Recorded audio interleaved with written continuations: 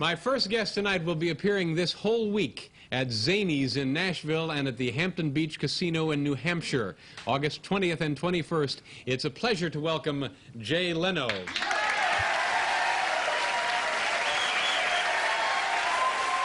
are you?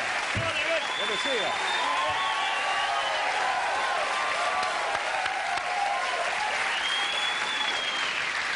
Oh, what a terrific crowd, you know.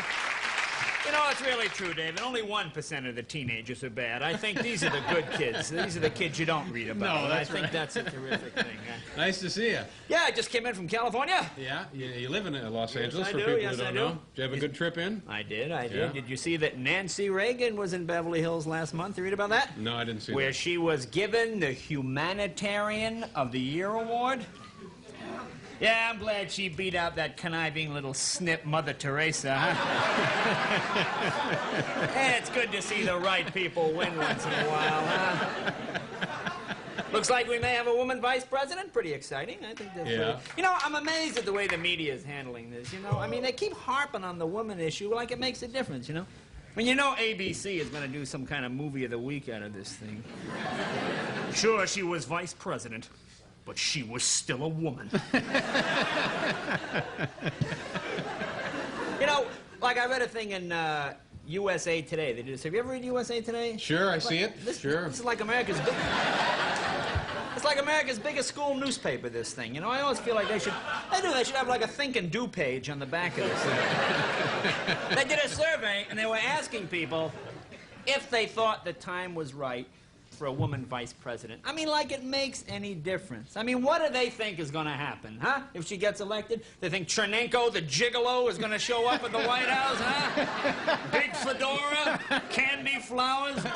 You know you are very beautiful, my dear. You know,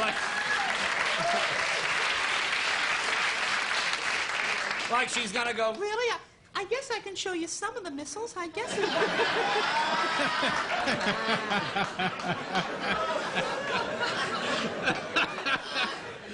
Oh, so how was your flight? Got a good flight. Do you mind Good flying? flight. Do you like to fly? I don't mind, but 5.5. I always get stuck in that middle seat, you know?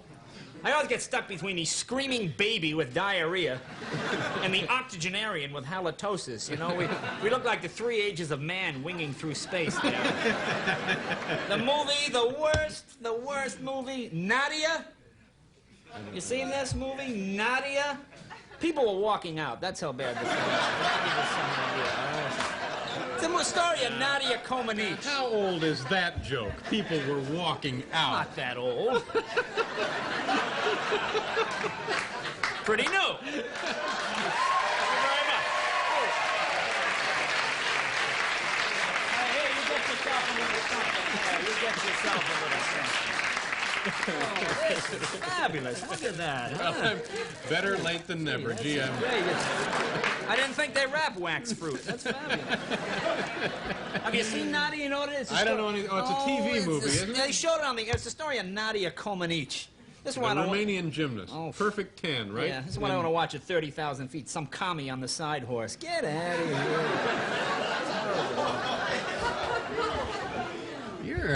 You're up in arms here. tonight. You watch the Kinda- Olympics? You've been following? I fell asleep last night, and I wanted to say because I had money on this. It was the women's air rifle competition. Oh, I missed that one. I like the Olympic Village. Yeah. I like the concept of Olympic Village. I mean, if you come from Switzerland or Germany, your idea of a village is some bucolic community up in the Alps. You know, these guys come to L.A. Village. They're in a 500-unit condo out in the valley. They're surrounded by SWAT police, you know. 2 hookers live upstairs. Van Halen blaring out of the speakers 24 hours a day. The refrigerator stocked with all those Olympic goodies, huh? Wonder Bread, Snickers, M&Ms, every kind of... Every kind of gooey, sticky, carcinogenic known to man there, you know. These athletes are going, I don't want any more treats. I want to go home, please. You know, there was the part of the Olympians are staying all over the city, and there was one group staying at a residence at the University of Santa Barbara in Santa Barbara, and a security guard was walking up and down the halls. This was in the LA Times out there, and he noticed an odd smell. So he asked if he could come into the room, and these students from another, not students, but athletes from another country let the man in, and they had a hibachi going Snakes. Cooking up a little... How old is that story, huh? Come on.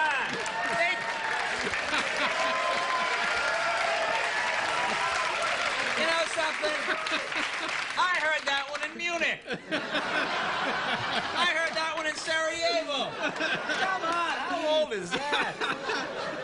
Okay, we're going to pause here. We'll be right back with Jay Leno, folks.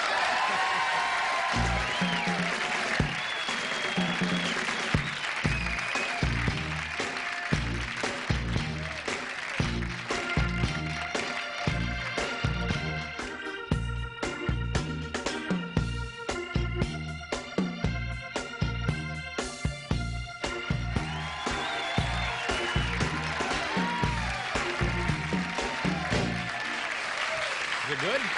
Oh, fabulous. You know, I don't mind being late if it's good. Yeah, that's You right. know, you don't mind the 15 minutes if they let it ripen just that little extra. What were we talking about? Films? Talking about movies? Yeah, have you seen any... Oh, Cannonball Run 2? What an epic work. I haven't seen that. Boy, this makes Stroker Ace look like Citizen Kane, this movie. I saw Star Trek 3. You seen that? No, I saw 2. You like that? It's not bad. You have to be a fan. Are you a fan of those? I don't know.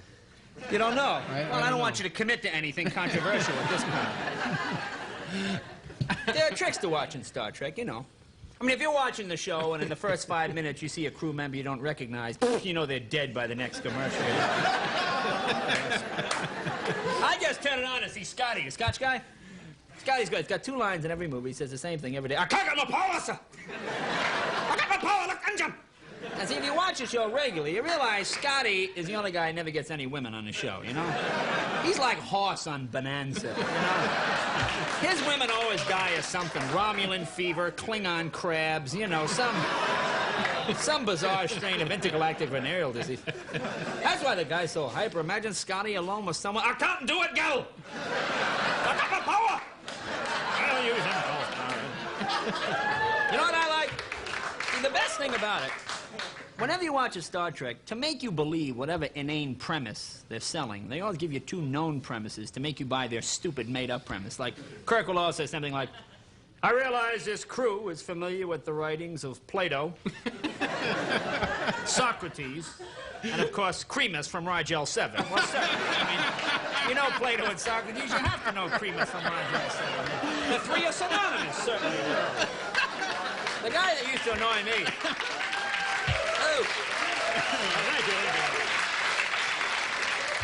The guy that used to annoy me was Dr. McCoy. What an irritable guy, this guy. What a hostile man to take on a 5-year mission. You know, I mean, Jim would say something like, a Bones, did you hand me that can of ginger ale? Damn it, Jim, I'm a doctor, not a busboy. You know Dr. McCoy's real name? Do you know the actor's name? Yes, I do. What is it? DeForest Kelly. DeForest Kelly. DeForest! No wonder this guy is irritable all the time. It's bad enough your parents name you Forrest. Right here, I guarantee you're going to get beat up every day. But DeForest? What part of Brooklyn are these people from? And you know how cruel kids are when you have a funny name. Hey, DeForest, you want to come with us? We're going down to the store. Terrible. Terrible. I notice you go to the fruit, so that must be time to segue on to something else. If you'd like to speak, you may go ahead. All right, thank you very much.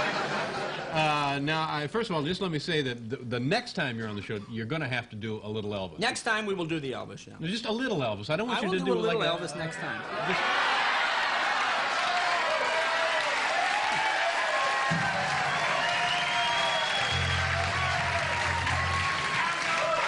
Now, wait a minute. Don't let them talk you into something you don't want to do.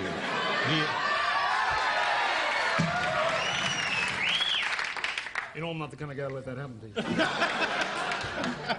Next time we'll do the show. All right, we'll do a little. Now...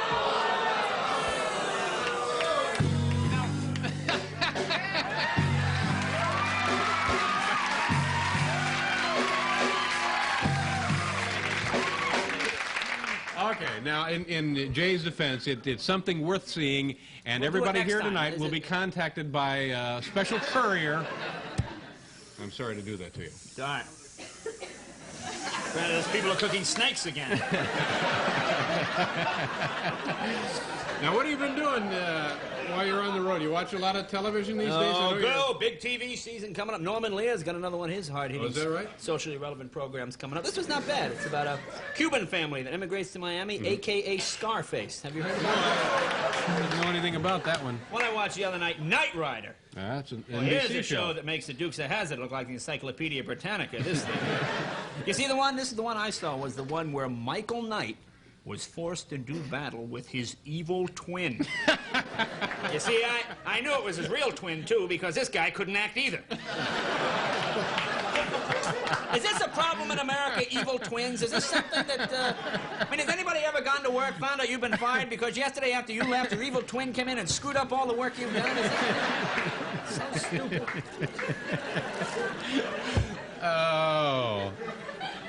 So now, Jay, it's come time for What's Your Beef? What's my beef? You know what my beef is? What's driving you crazy lately? I'm walking around this city. I see David's cookies. I see Steve's ice cream. I see Bobby's muffins. Remember when we used to make steel in this country? Huh? Men with arms like beer barrels pounding steel, making airplanes, pounding steel, making cars. Now they stand around going, you want crushed walnuts on these? Any coffee achievers here tonight, huh? Hold on tight to those dreams. Coffee achievers. They show rock musicians drinking coffee. Come on. To rock musicians, coffee is merely a sedative at this point. Come on, let's be honest. You know, that seems to be the big thing now. They have corporate spokesmen. Like you've got Cliff Robertson for AT&T and Sure. Bill Cosby for Jell-O. Now, those ones are pretty good. Some of them do not lend themselves. I keep seeing this one. Here's Martha Raye, actress, denture wearer. I mean, is this what she considers her two greatest achievements in life? I mean, here's Carl Sagan, astronomer, philosopher, hemorrhoid sufferer, ladies and gentlemen.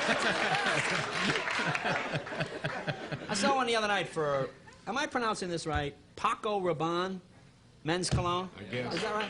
And it's so stupid. They show this rather swarthy-looking Mediterranean guy lying in bed, and he's talking on the phone with a woman who's obviously spent the night there. Mm-hmm. You know, he's saying, well, do you know you steal the covers? And they giggle and they laugh. And then the camera pulls back, and you see the guy's apartment. He's got a lot of hanging plants and a skylight there. He's got a fire going and a brick fireplace. And I'm watching this. I'm saying to myself, this is obviously some woman's idea of what a single man's apartment is supposed to look like. Because the apartment is dirty in the way women think of stuff as being dirty. Like, to most women, I think dirty is a shirt not hung up. See, to most men, kind of clean is piles of rotting underwear fermenting in the corner, you know? A piece of French bread that's been lying on the counter so long the formica has grown over it at this point. All right. Let's check the Jay Leno itinerary and see where he'll be going next. Well, as you know, I'm in Nashville right now, right as we're speaking. Yeah, that's right. Beginning the 16th, is that the night you open? All right. And then I go to, with Laura Branigan, I'm going to be with up in New Hampshire. Up in New Hampshire. And that'll be at the Funny Pages in Louisville, or Louisville, as you say. It's Louisville. It's not Louisville. No, you have a severe diphthong. No, well, only you would know. That's right. Anyway, if you have a chance to see Mr. Leno, certainly don't pass it up. Jay, nice to see you again. Well, nice to see you, Dave. Thank you very much for being here. Can I offer you a piece of fruit? No, maybe a little later. We'll be right back, ladies and gentlemen. We have to pause here.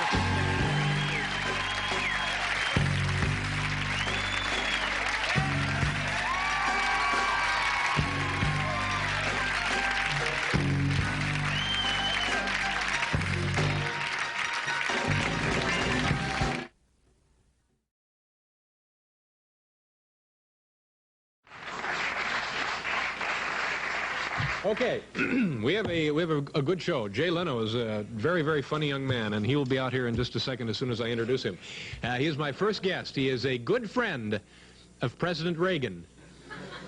Also a very talented comedian. He will be appearing this weekend at the Carlton Backstage in Minneapolis. Please welcome Jay Leno.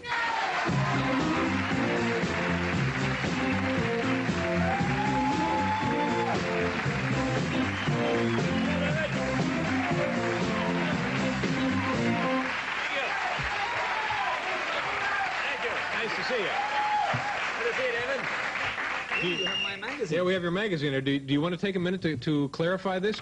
Good friend of President Reagan's? No, what happened was the last time I was on the show, President Reagan had seen the show, and one of his staff called me to ask me about a joke. Now, if I took time out every time a head of state called me, good heavens, I wouldn't have. But you know that's true. He really called? No, he didn't call. Someone from the staff called me but about he doesn't stay up this late, does he? Not when you're on, but when I'm a guest, occasionally he does stay. He says I don't get a chance that often, but when you're on, I will. Okay. Well, that's very nice. I have a copy here of something called Rider. That's right. Rider magazine. This is a motorcycle enthusiast's publication. That's right. I'm in there. There's an interview with me. All right, let's see. Yep, you here know it is. It's funny, David. Picture of Jay right on the inside there. Yeah. Nice drawing. Nice story, I guess. I happened to see you in Playboy magazine. Did anybody see this? You know what's so funny? You know what's so funny while we're talking about magazines? You know, the people from Playboy called me, and they asked me to do an interview for Playboy, and rather than do my interview in Playboy, I did mine in Women Are Our Equals magazine. This is more... Wait a minute. Can you get a shot of it? Who's on the cover there? Well, let's see, there's Geraldine Ferrero, then there's a story on here in Margaret Mead. Here's an interview with Gloria Steinem. Now, let's see who's in your magazine, okay. Dave. Muffy. Muffy doesn't like guys who are turnoffs. Muffy's favorite movies are Bambi and The L-Shaped Room. You know what's interesting? I picked up this copy of Playboy to read your interview. Yeah. And I realized at age 34, it's not that I'm too old for Playboy. It's just that Playboy is written for guys 18 to 25. I think once most guys hit 30, you tend to see through the tricks Playboy uses to keep men interested in the magazine. Like in the front of Playboy now, they have this thing where they have pictures of 4 or 5 playmates, and they ask each playmate a question. And of course, each woman answers in her own words. Like last month's question was, what kind of men do you like? Now here you have these incredibly attractive women who go out with anybody they want, and they always give some Playboy answer like, well, I like dumb guys with no money. So you know there's some 18-year-old locked in the latrine of the USS Kitty Hawk in the middle of the Mediterranean going, hey, I could go out with her. I'm going to write her a letter in crayon on paper bag. How about... Let me ask you. How about the penthouse letters? You ever read those? Occasionally, yeah. Now, do you think the penthouse letters are real? No, I don't think they're real. Anybody think the penthouse letters are real? There you go. See, the penthouse letters are based on the assumption that any woman whose car breaks down on a deserted highway in the middle of the night is looking to have sex. And if you buy that, then the truck driver who stops to help her with a can of Ready Whip, this makes perfect sense, really. So you know what I like? I like the penthouse letters that are written by women. Because you know they're not written by women. You know some dork-brained guy wrote this letter. You know, your typical penthouse is something like, Dear Penthouse, I'm an attractive woman, and then she gives her measurements, as most women do when writing a letter, huh? That's fairly common, isn't it? And should you have pouting breasts or supple buttocks, you want to put that in the letter as well, so people know a little bit more about you, the individual. You know. But you know what it is? Your likes, dislikes, that sort of thing, sure. But the great thing about it is they state the fantasy so matter-of-factly. You know, it's always like, again, from an alleged woman. It's always, Dear Penthouse, I'm an attractive woman who is an avid feminist and president of my local ERA chapter. Recently, my boss asked me to get him coffee. When I refused, he took me over his knee and gave me a sound spanking. Needless to say, I became his love slave. Needless to say. Now, I think any woman... A plus B equals C. Any woman that's had office experience has been through this kind of thing. We have an office full of love slaves upstairs. That's right. That's right. Now, let me just ask you about just one little thing here in the article. What are you going to ask well, me? let's see. It's talking about being on the road. Leno says, and every week, sometimes every day, I'm in a different city. But in each city, I always manage to meet a new group of motorcycle people. Sure, I always meet bikers. I always go to hang around bike shops. Bike shops. That's right. Now, motorcycle people, are these outlaws? No, David. No, we all can't have friends at Studio 54 and this kind of thing. I've what you call... Never even driven by the place. These people are what you call My America. What I usually do is go to whatever European bike shop is in town. Are there a lot of European bike shops? There are many European bike shops in town. That sell Beamers. What is a Beamer? That would be a BMW. A Beamer. That's cute. You should learn some American slang. It could help. A Moto Guzzi. Did I pronounce that correctly? That's Moto Guzzi? Yeah. What kind of a bike is that? Huh? It's an Italian bike. It's an Italian bike. bike. What does it sound like? I don't know. Lavertas? Laverta, also an Italian bike. Are these expensive, fast bikes? Yes, expensive. Do you own one of each of these? I don't own any of those. No, I don't make the kind of money you do. I'm a working comic. And Ducatis. And Ducatis. I have one of those. That's you have a Ducati. Yes, Tell me, is it a nice bike? Nice bike. Why don't you come for a ride with me? No, I'm not going to do that, Jay. Wait, no, I went for a ride with you once this in your car. Is something... All right, we got to do a commercial there. No, we have to do a commercial. See, you wasted time with that I didn't waste time. No, this is the kind of thing people want to know, like that Beamer deal. That's cute. We'll pause here for a commercial. We'll be right back with our old friend Jay.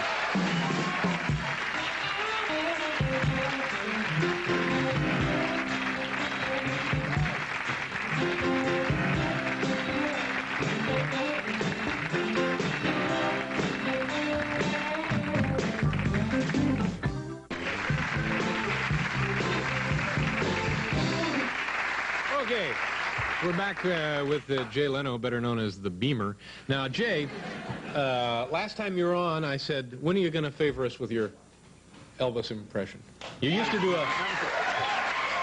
You used to do a great impression in your We've done a film. You did a film. We did a film. This is part of a kind of a Showtime cable thing. The name of the film is Viva Late Night. Viva Late Night. And in the film, I play a young Elvis character by the name of Billy Tupelo, who moves from a small rural southern town to a big rural southern town to try to raise enough money to help his daddy's farm. Now, we have a clip from the film. You've actually completed filming. Oh, yeah. This will be all over the country. This will be opening. It's called Viva Late Night, and I'm not sure what the clip is. You know, I do so many shows with these things. Can we run the clip? I think let's just run the clip. This is the scene where Elvis tries to get a job in a popular night spot. This is going to be good. Just take this and go to work. I gotta be very much, Miss Morello. I won't let you down. I promise. I'm going to do a real good job. Bernice! Get that out of me. Excuse me. Hey. Hey, that busboy's kind of cute. I think I've seen him on Late Night. Hey, busboy. My girlfriend says she's seen you on Late Night. That's right. I'm on my program. Oh, yeah? Well, I think Late Night stinks. You know, my mama told me that in America, every man is entitled to his own. Yeah? In my opinion, David Letterman's a wimp. You better watch him out. When Mr. Letterman, he helped pay for my daddy's farm. I think the busboy's yellow. I think he's chicken. He's a big yellow chicken.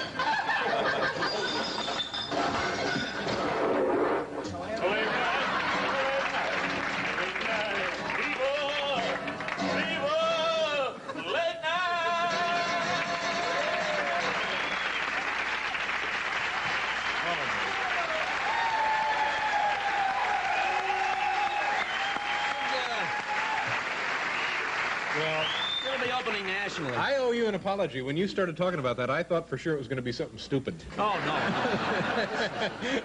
Feature-length film. Very nice job. Thank you very much. Now, that cost a lot of money, didn't it? Oh, yeah. Yeah. Well, you know, when you have an unlimited budget and you're working with people like Spielberg, it makes it a lot easier.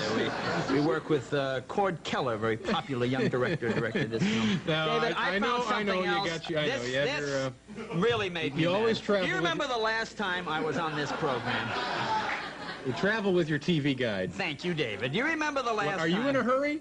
No, but you try to come in, you see, you've got to keep the pace going. I know. Do you remember the last time I was on the program, I talked about Knight Rider and the fact that they had an evil twin on the show? That's right. And then I saw Simon and Simon, and they had their evil twin. Tomorrow night, this is this week's TV guide, this is tomorrow night, Magnum P.I. premiere. Read this, please. Just read Magnum P.I., Magnum in Love, a beautiful woman and her evil twin. When is it going to stop? Has anyone ever used use this as an excuse? Huh? Honey, that wasn't me shacking up with that girl. That was my evil twin. You gotta believe. If I ever catch that guy, I'm gonna punch him in the nose, I tell you. Doesn't come up much. Now, you're already sort of worked up. You want to get right to your beef? Yeah, I got some beefs. You know,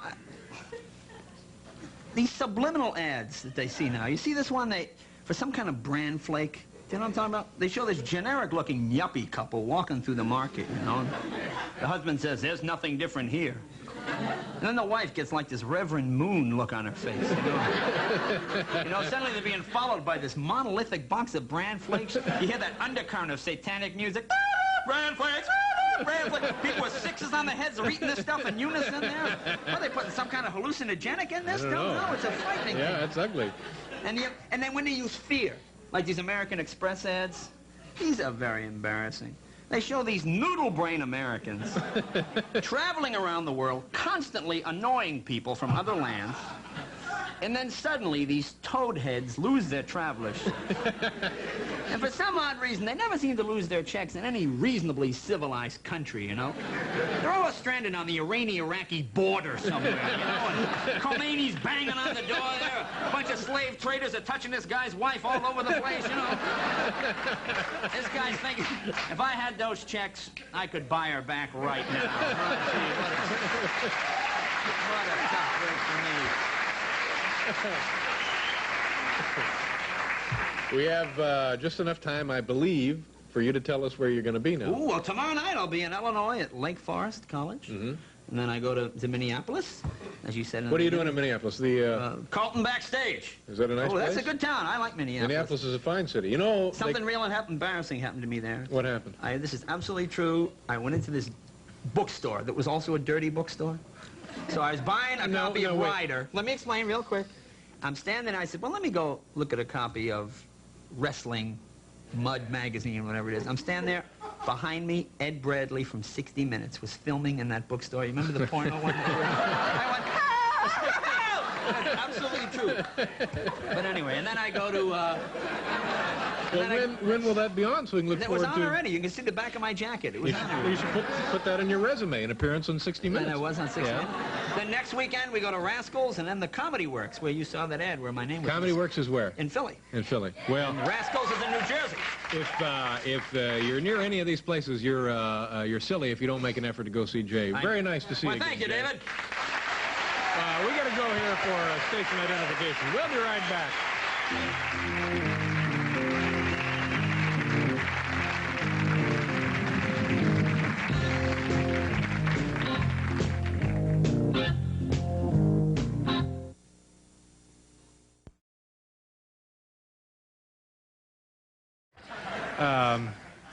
Okay, let's get our first guest out here. He is an international comedy sensation.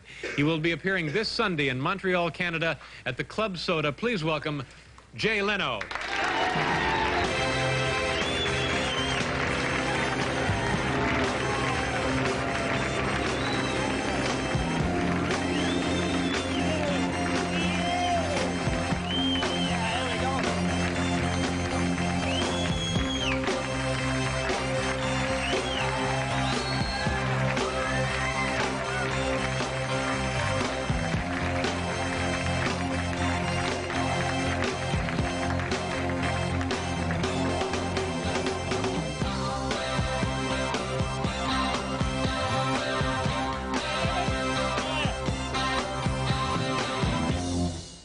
A couple of swells coming through Chicago there. You know, Jay, that entrance almost took longer than giving away the writing more. What are you talking about? I drove all the way from L.A. I left Monday. Now, that's a pretty impressive piece of... That isn't impressive. Now, don't come more impressive. Is that a Japanese motorcycle? Japanese? Yeah.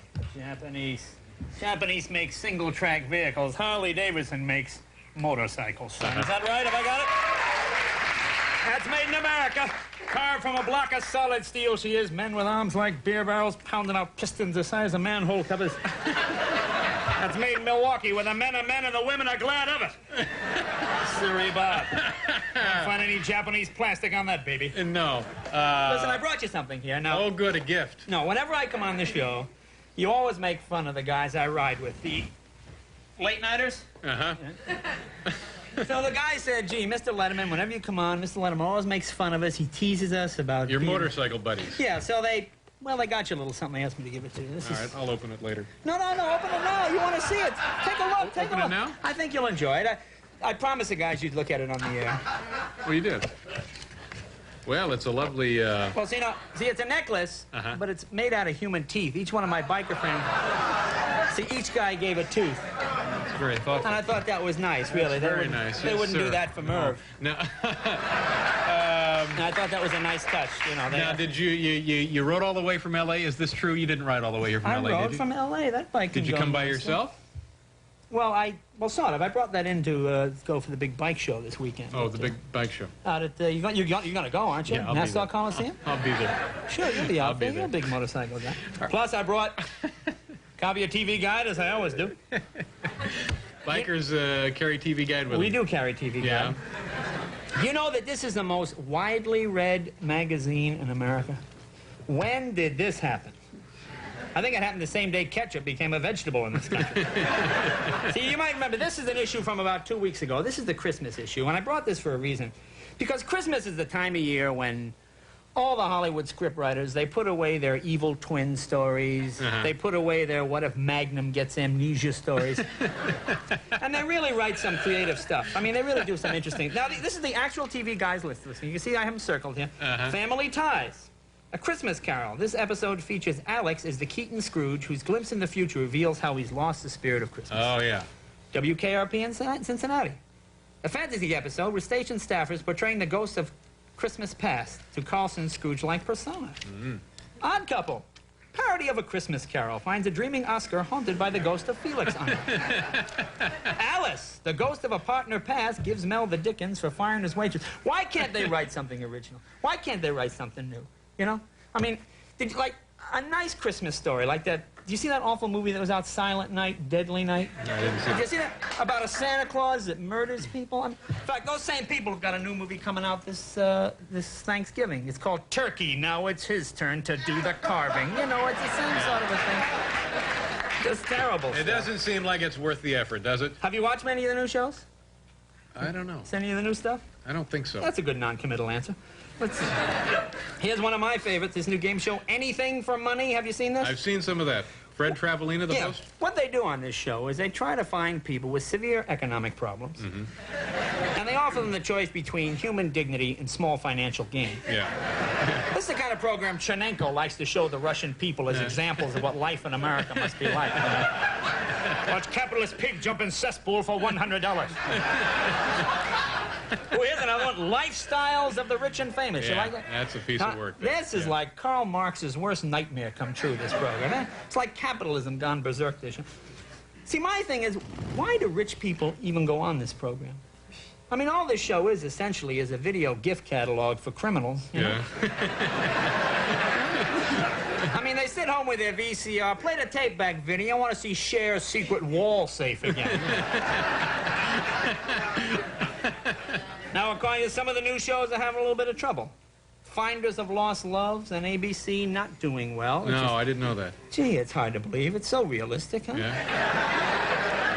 I mean, it's amazing. You can't get the FBI to set up a hotline for runaway kids in this country, but you want to find that girl that puked in your car in college? We'll get a squad car right out there.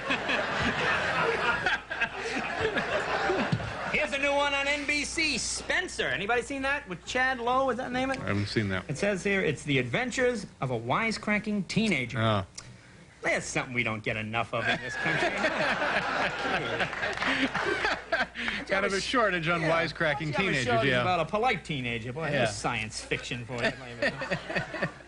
What else have we got here? Okay, listen, while you're thumbing through that, we got to pause here for station identification. We'll be right back. I though. guess it'll be all Just relax. We'll be back.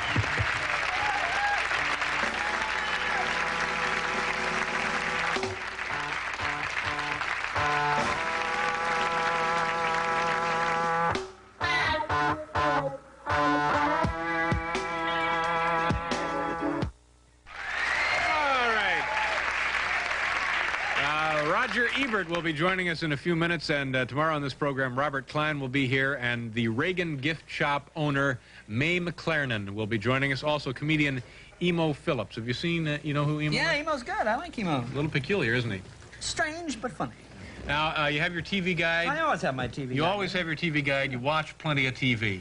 Well, you have to, really, David. When I'm not, you know, I work with the people at MIT in genetic engineering and whatnot, and I enjoy doing this a lot. There are a lot of good shows. Matt Houston, there's a good one, huh? Here you go, about a millionaire that does detective work on the side. Yeah, I know, if I became a millionaire, first thing I'd do is try to nail down some second job, huh? Preferably one where I could get shot in the face. See, I don't like these fantasy shows. I like your fascist programs, your pre-Miranda shows, you know?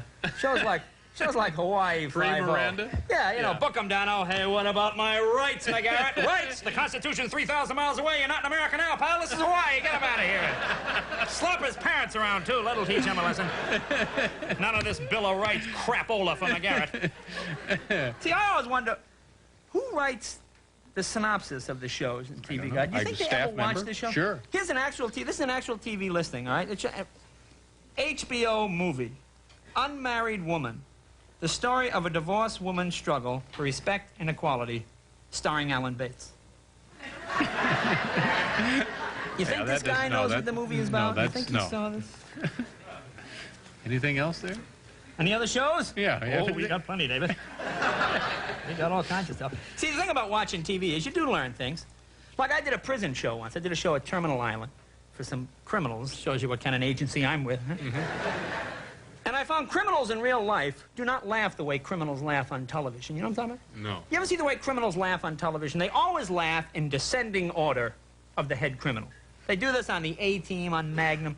For example, I'll give you an example. The Untouchables was a big one for this. They'd always have that one scene where Frank Nitti would say something like, "By this time tomorrow, Elliot Ness will be dead." You know what I'm talking about?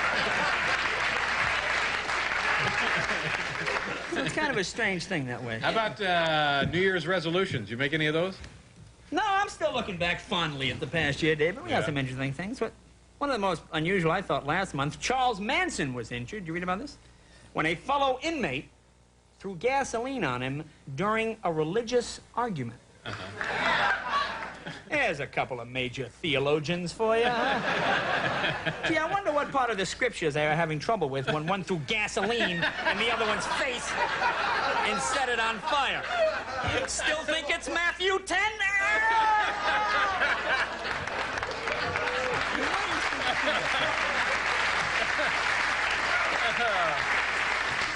Now, Jay, we're getting down to the portion of the evening where you tell us what your beefs are. My beef? What's eating me? What's riding me? What's needling me?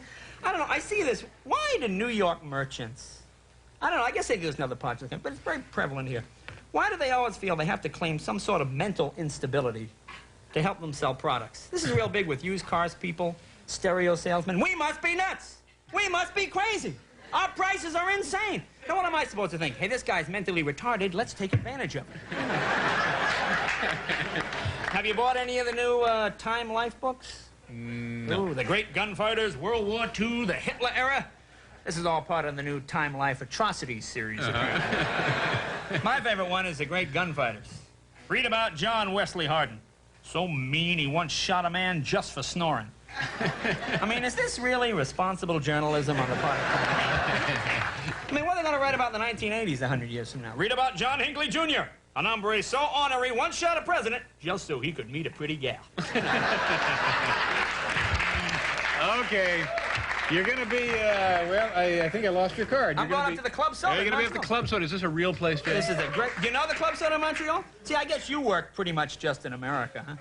Yeah, that's pretty much... Being an international entertainer, of course, I have to travel all over the world. Borders mean nothing to you. But this is a fabulous place. Well, I'm sure it is, and I'm sure that the folks up there will... 70 cents on a dollar, it'll be great. Yeah. No, it'll be a lot of fun. No, it's a wonderful place. Yeah. In fact, I'll be driving the bike up. That's why I'm leaving. No, you're not. Yes, I am. You set this whole thing up hoping they'd give you the bike, I didn't you? did not do that at all. All right. I drove. Don't you want to know where I'm the going to be Club after Soda. that? No, I do, but we don't have time. Tell me in my dressing room. I'm going to be on my southern swing. Look at this. I'm going to be in Laughingstock in Columbus, Georgia, and then Augusta, Georgia, and then Charleston, and then Raleigh. That's why. You have the bike. All right. Well, apparently, you don't want to hear. No, I do want to hear, but we're awfully late. Thanks for being here again, Jay. While. No, we have to go. We'll be back with Roger Ebert.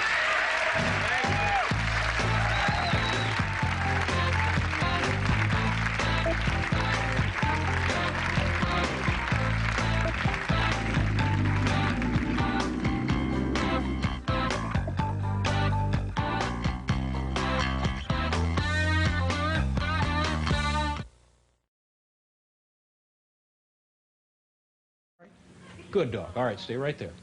All right. It's always a pleasure to welcome my first guest to this program. He's appearing all this week in Boston, Massachusetts at Nick's Comedy Stop and will be in concert next Friday at the Park West in Chicago. Please say hello to comedian Jay Leno.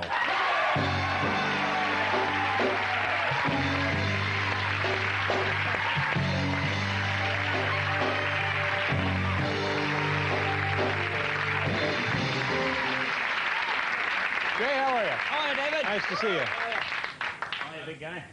I brought a little something for you, Dave. The copy TV you Guide. have I the got same one right issue? here, sure, yeah. David, what is the one thing I'm against? Huh? Evil twinism in television? How many times? Now, you've heard me. I've spoken this before. Now, I'm not making this up. This is the Grapevine, the Spicy Insider section. Read that about the new show from the producers of Falcon Crest and Knots Landing. Just read that part about the two women. It's called The Covenant. It is about twin sisters, one blonde and good, the other brunette and bad. Get out of here! Well, I'm glad the writer's strike is over. Can you imagine what the A-Team would be like without writers, huh? Oh, just a bunch of car crashes and senseless violence. Terrible it would be, certainly. Here's one on Friday, Street Hawk. Have you seen No, that? I haven't seen Street Hawk yet. Boy. Well, you'd probably like that, wouldn't you? This is about a motorcycle that hires a human companion to fill in dialogue between car crashes. You know why I don't like Street Hawk? It's a guy with a little wing Honda. It's supposed to go 300 miles an hour. See, now, when I drive my Harley, people stop me and they go, oh, gee, is that like the bike on Street Hawk? No, but this is like the Magnum on Dirty Harry. Get out of here. It is annoying. Now, you ride a Harley because they give you those nice T-shirts, I would guess. Do you like this T-shirt? Would you like one of these? Oh, yeah. I can I'm dying to have pull one a of few those. strings to get you one of those. Sure I can. There's one show I find the most embarrassing show. It was on last Thursday night, the People's Choice Awards. I don't know who these people are. Let's find them and take the freedom of choice away from them. Actually, they did one good thing. They picked as best sitcom. They picked The Cosby Show, which is the best sitcom. Actually, The Cosby Show has been great to comedians, but because before Cosby got the show, the networks weren't interested in using comedians in sitcoms. Now that he's proved it successful, suddenly they're coming to guys like me, like ABC. I'm reading for this show for them, and in it, I play a black middle-aged doctor with 5 kids. Congratulations. Yeah, it's similar. It's kind of a spin-off thing, but I should be in it. Now, there's a story in here on Q ratings. Are you familiar with that? Well, not specifically. Generally, I know what they are. What the Q rating is everybody supposedly in Hollywood has a rating based on their recognizability. It has nothing to do with talent or ability, just recognizability. That's all it is. And they try to put sitcoms together based on the recognizability of stars. People that Americans know from Right, whatever. like according to the latest Q rating survey, a hit sitcom would star Prince, Clara Peller, and Bernard Getz is the wacky neighbor.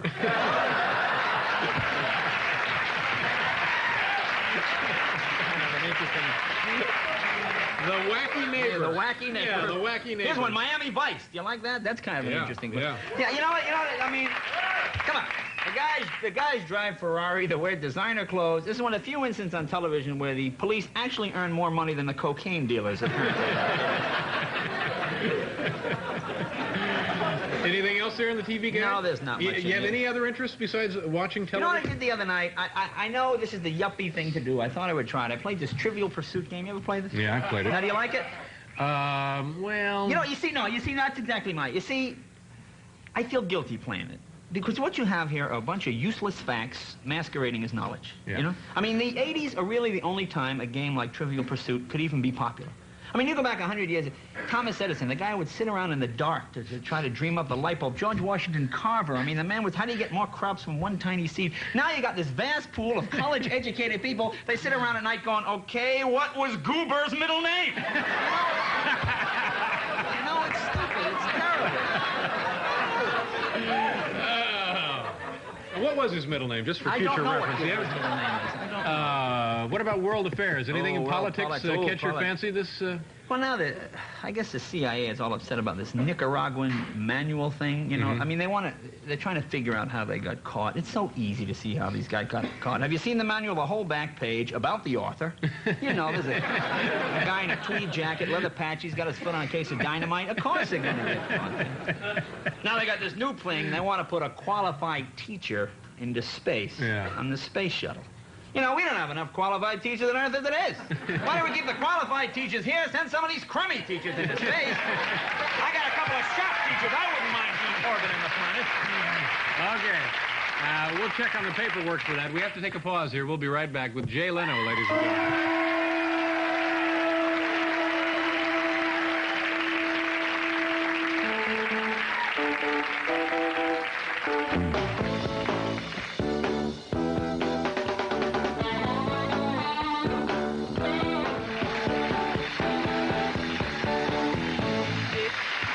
Welcome back to the show. Joe, the dog, during the commercial, took the opportunity, like many of our guests, to chew his tail. You know what's interesting? I feel sorry for these animals. Like I said, Oh, no, this is a great they dog. have these He's in good products shape. like Gaines burgers. Have you Yeah. seen this? This is a dog food shaped like a burger. Now, what is this supposed to save the dog the trouble of actually forming the patty himself? So, now, where have you been? Where are you going to? What's, Where have I been? I was in Florida recently. I was down there at Daytona for Motorcycle Week. They had Harley Week down there. You know what's great? They have this... Do you have a franchise, a No, dealership no, or I something? don't. But every time you're on, you have a bike on, you have a shirt on, you I mention... like motorcycles. It seems like you like one more than others, though. Oh, that's not true. I have a lot of different... All right, so you're down there for Bike Week. They have Was a this- bike week. Was and they this have- your honeymoon? No, this is not my honeymoon. They have a guy down there. They have a guy down there named Big Daddy Rat who runs this place called the Rat Hole. Oh, yeah. And every year they have a contest where they elect Miss Rat Hole. They have their... I'm serious. And I was watching the contest this year, and I'm saying to myself, this is an easy job. Because what could this woman possibly do to bring shame and dishonor to the title of Miss Rat Hole? What could you do? Maybe assassinate the president, become an Amway distributor? There's nothing you can do. And you went to an auto show, you're telling me, right? Is that right, the other day? Yeah, we went to the New York City Auto Show. I was in Atlanta, and they had an auto show down there, and they were advertising the radio. Come to the auto show and see the Tom Selleck look-alike. Yeah. I mean, what do you say to a Tom Selleck look-alike? You know, it's like, gee, you know, you look a lot like Tom Selleck. I mean, I couldn't go. I found a guy like me. I sent him down. He looked a lot like- And so you're still riding with the pagans, is that right? No, I'm not.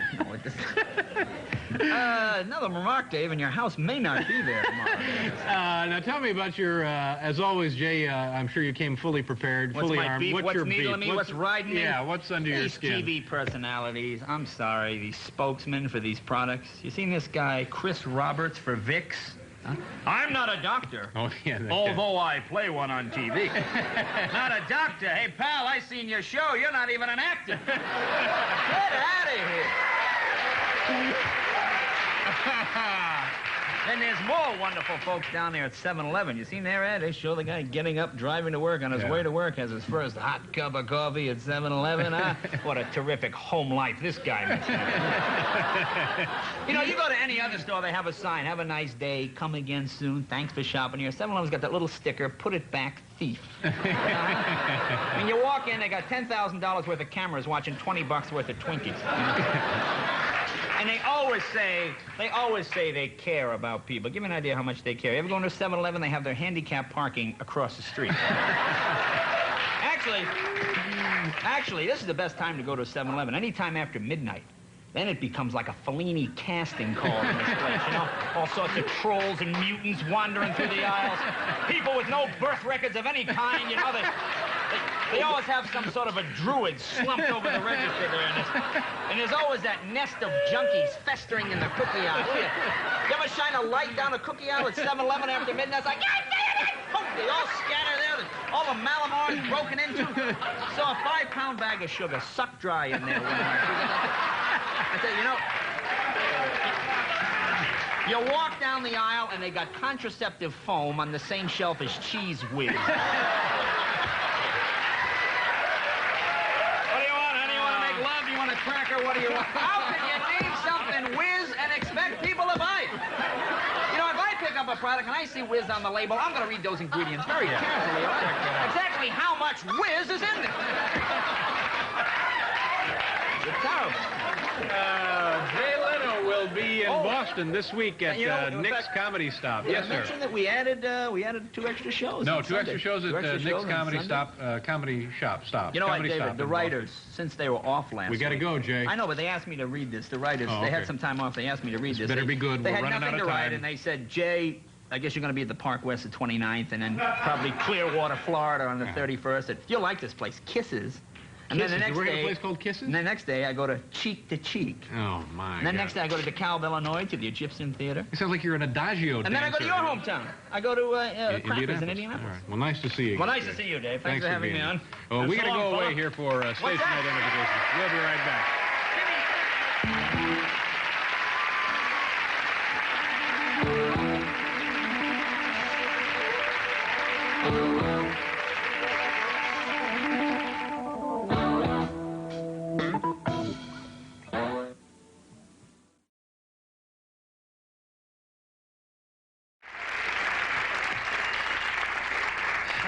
My first guest tonight, we're terribly happy to have him back on the show as often as he wants to be here. He's an extremely funny man. He can be seen on this network this Monday night. Circle those TV guides on the Bloopers and Practical Jokes show. You can also see him in person tomorrow night at a place called the Chase House in Salem, Massachusetts. Please welcome Mr. Comedy, Jay Leno.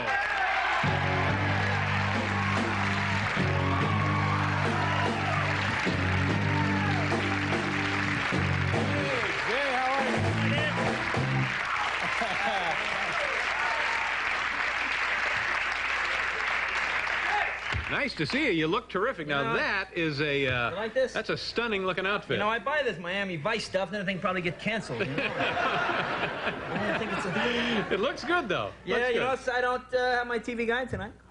That's right. What happened to your TV Because guide? I've been watching Entertainment Tonight. You like that one, David? Entertainment Tonight is a boy. fine program. I like Barbara Howard with those hard-hitting celebrity questions. Huh? Your Jaguar's in the shop being fixed. You're forced to drive a rental. What's that like for you? Actually, the one that annoys me, David, this lifestyles of the rich and famous. This is, you know, hey, all right. The first year it was okay. They had rich people. You know, they had Hefner and Getty and famous people. Was it the third year? There are not that many famous people around anymore. Last week they're at the home of Marshall Thompson. Huh? Don't know him. Who you all remember as the doctor on Ductari.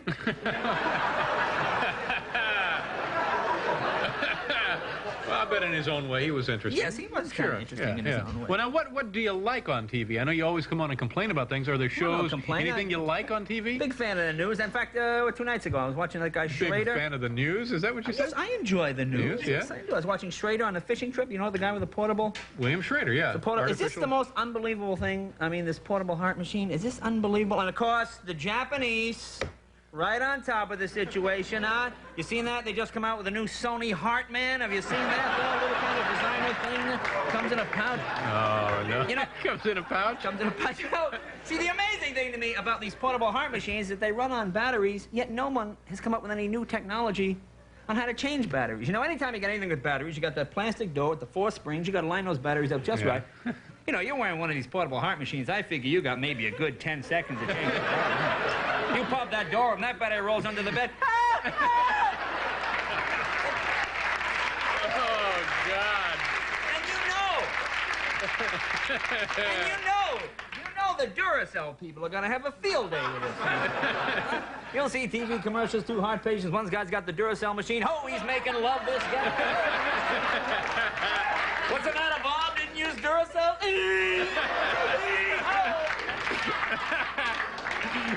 Oh, goodness. Oh, my. I didn't realize you were a fan of the news. Yes, Did you write them letters and stuff? No, I don't Do you write have a favorite them letters. anchor man? Huh? You No, have I'm not a favorite anchor man? psychotic. I don't write. What do you think? I have a notebook, all women are unclean, and then I mail this out. No, I watch the news for information. Well, you said you were a big fan of the news. You made it sound like you may be a little... Are you in a club? No, I don't have a clue.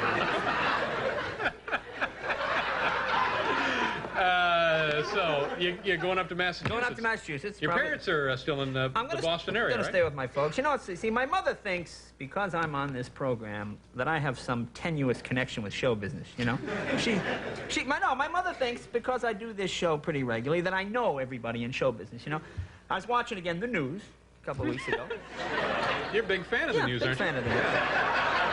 And they had that story on about Elizabeth Taylor. Remember, she was supposed to marry that guy, and she broke Man up. from New York, I forget Right, I'm his watching it in L.A. My mom's in Boston. The news isn't over 10 minutes. My mom calls from Boston. Oh, what do you know about this thing with Elizabeth Taylor? Yeah, she's on the other line, Ma. She's crying her eyes out. Can I get back to you in a minute? You know, there's something that happens to moms. I don't know what it is. I think all moms start out hip or something, but no, you know, it's like, this is true. I got in last night. I'm in New York, my mom's in Boston. Right. I call my mom, we talk for a little bit, you know, I says, okay, Mom, I'll call you tomorrow night, I gotta meet some friends, we're gonna have dinner, it's 8 o'clock. She goes, what time is it in New York? I said, it's 8 o'clock, Ma. 8 o'clock? I said, yeah, 8 o'clock. Why, what time is it in Boston? She says, well, here it's 3 minutes to 8. I guess with the time difference. So there's no time difference. But you have real moms. I met your mom. She was very nice. You did meet my mom. A long time ago. Yeah. A few years back. See, I have the old... See, that's the nice thing about the East. Here you get the old ethnic round Pepperidge Farm mom. You know what I'm saying? And no, in California, the moms smoked dope and were halter tops. It's true, you got grandmothers in L.A. with names like Bambi and Muffin. You know, they got that real kind of throw a hook kind of mom. No. That's what I like. Now, were your parents very strict when you were?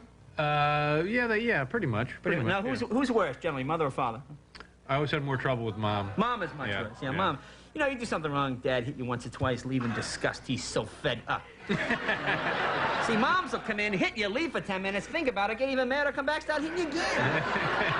But, you know, dads always like to pontificate. You know, dads love to explain how this one isolated incident will keep you out of college years from now. Where moms... You ever get that where your mom just starts hitting you? You know, it's like, what I do, you know what you did. What I do, you know what you did. Then you start naming stuff she doesn't even know about. Now, did your mom, you ever use the mom silent treatment? Wait a minute, let's save this because we have to do a commercial. We'll save it. We'll do a commercial, and then we'll be back. Now, is your mom a big fan of the news? Your folks fans of the news? We got a commercial to do, Dave.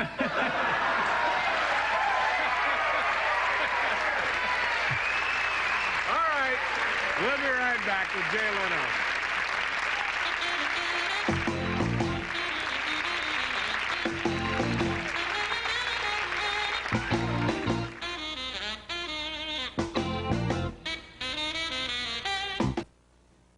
Sound mighty good. Thank you, gentlemen. We're back with Jay Leno. You'll be able to see Jay on the Bloopers and Practical Jokes program on Monday night. Now, I do want to thank the originators, both John Blooper and Bill Practical Joke. Are you in the Bloopers or Practical Joke segment, Jay? Well, Has that been ironed out yet?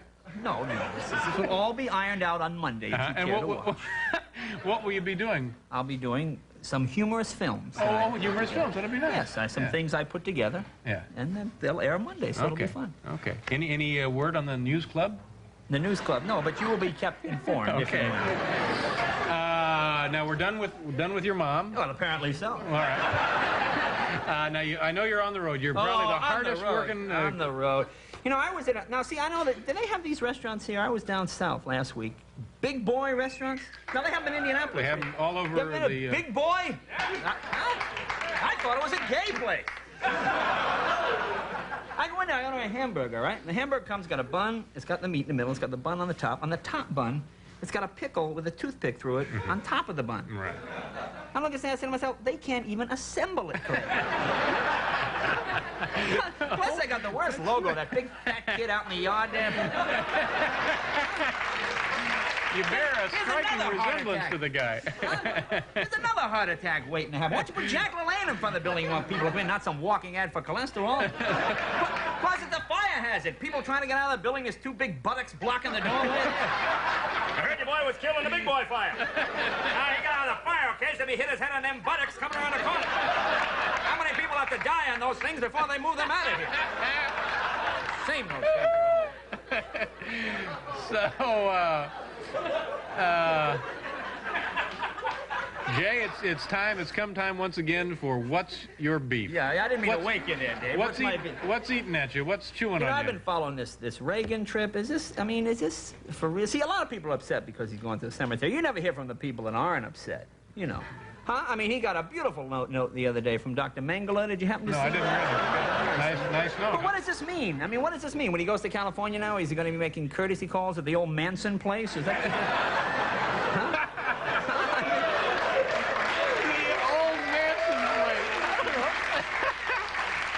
You know, Paul was talking about the We Are the World album, and I guess obviously everybody's bought the album, and you know, I was looking at all the stars. You had, you know, Dylan and everybody, and I said, I didn't see Barry Manilow on the album. No, I checked about that. You know, I was asking around, and apparently the Ethiopian government said, "Yo, we're not that hungry." You know? No, they didn't say that. You've gone too far, Mr. Leno. Comedy on the edge. But here's something, David. This is now, Dave. You brought us something. You brought us a little gift. Now you know that I am a motorcyclist, right? This again, the motorcycle. This is something for real now. Satan's bus boys, or what? There you go. You see, now it's people like you that ruin the image. These are G.I. Joe dolls. Now I saw these are G.I. Joe enemy dolls. Now these are G.I. Joe biker dolls. Let me read you this guy. Oh, here's Torch. Let me read you what they say about Torch. Read that. Torch is an illiterate, unrepentant thug whose penchant for sudden and unexpected violence is matched only by his utter depths of stupidity, ages 5 and up. That's unbelievable. I mean, are these Well, the youth of America is certainly in good hands with this. Isn't this amazing? You see, it comes with some chopper parts. You know, why don't they make real enemy dolls? Well, these are like your buddies, aren't they? Yeah, but no, they are not. See, why don't you make the John Mansville asbestos doll? There's one there. Or the Bhopal, India executive Danbury, Connecticut leaky gas valve doll. There's one there. You give the guy a brief... Now, you see, now I did that as a test. Oh, you're testing. This has all been part of a test? When was the last time a group of people went, ooh, as a group? Maybe 3rd grade, huh? Well, 3rd grade, the teacher said, listen, you all be in, anybody who, unless I find out who threw that, you all stay. The crowd goes, ooh. Right, you probably haven't done that for 20 years. I mean, you don't see the president addressing Congress who may have to raise taxes. Ooh. They actually did it at the opening of the program. They did. I saw them do that for your sushi. What's next for Jay Leno? Where am I going? Yeah, what's up? Well, Salem. Oh, I've got quite a list here. Don't read the list. I'm going to be in Dubuque, Iowa on Friday at Laura's College. Wait a minute. And then Laura's College? And then DePaul University in Indiana. Wait a minute. Let's go back to Laura's College. That's what right. the heck? That's in Dubuque, Iowa. You can get a degree according from Laura's According to College? Stephen Wright, you're the king of the college. Ooh. And then next week I'm back here in New York at Governor's. Well, so bring me something from Laura's College. I will bring you something from Laura's. It's an actual institution of higher education? Yes, it is. Yes, it's not like a beautician school. No. In fact, you have to draw the pirate on the matchbook exactly to get it. No, it's an excellent school. It's an excellent school. Laura's College? That's what I have written here. L-A-U-R-A? No, L-O-R-A-S. Well, that could still be Laura, like Tommy and Laura were lovers, that kind of deal. Laura's College. Tommy and Laura. Kind of shows the musical taste this man has. I mean, wait a minute, you have David Sanborn sitting in, That's and you right. talk about Tommy and Laura were lovers. It was the only song I could think of where the girl's name was spelled L-O-R-A. I have the sheet music, that's how I know. We done? No, I'm here. Okay, we're done. Have a nice trip, Jay. Well, thank you, David. Thanks for being here again. Anytime you want, come by. Okay. We have to pause for station identification. You've been enjoying Mr. Jay Leno.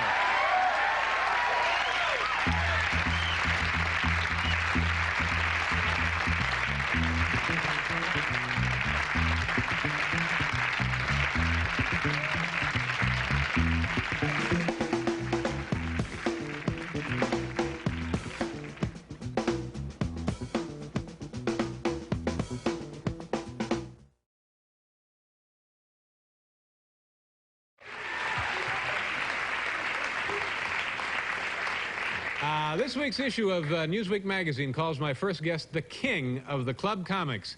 If you'd like to see the king in person, he'll be appearing tomorrow night at Governor's Comedy Club on Long Island. Please welcome Jay Leno.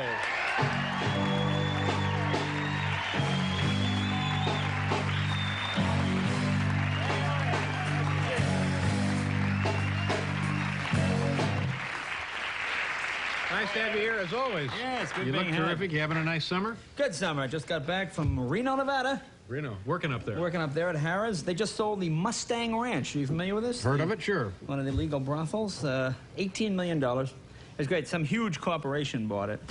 And people are complaining because they feel this is not a legitimate business for a major American corporation to be into. Come on. If you study the history of American corporations, I think prostitution is probably the straightest thing these people have been involved with in years. I mean, what would you rather have living next door? A pretty girl with a thing on her lip or a couple of rotted out 55-gallon drums of dioxin?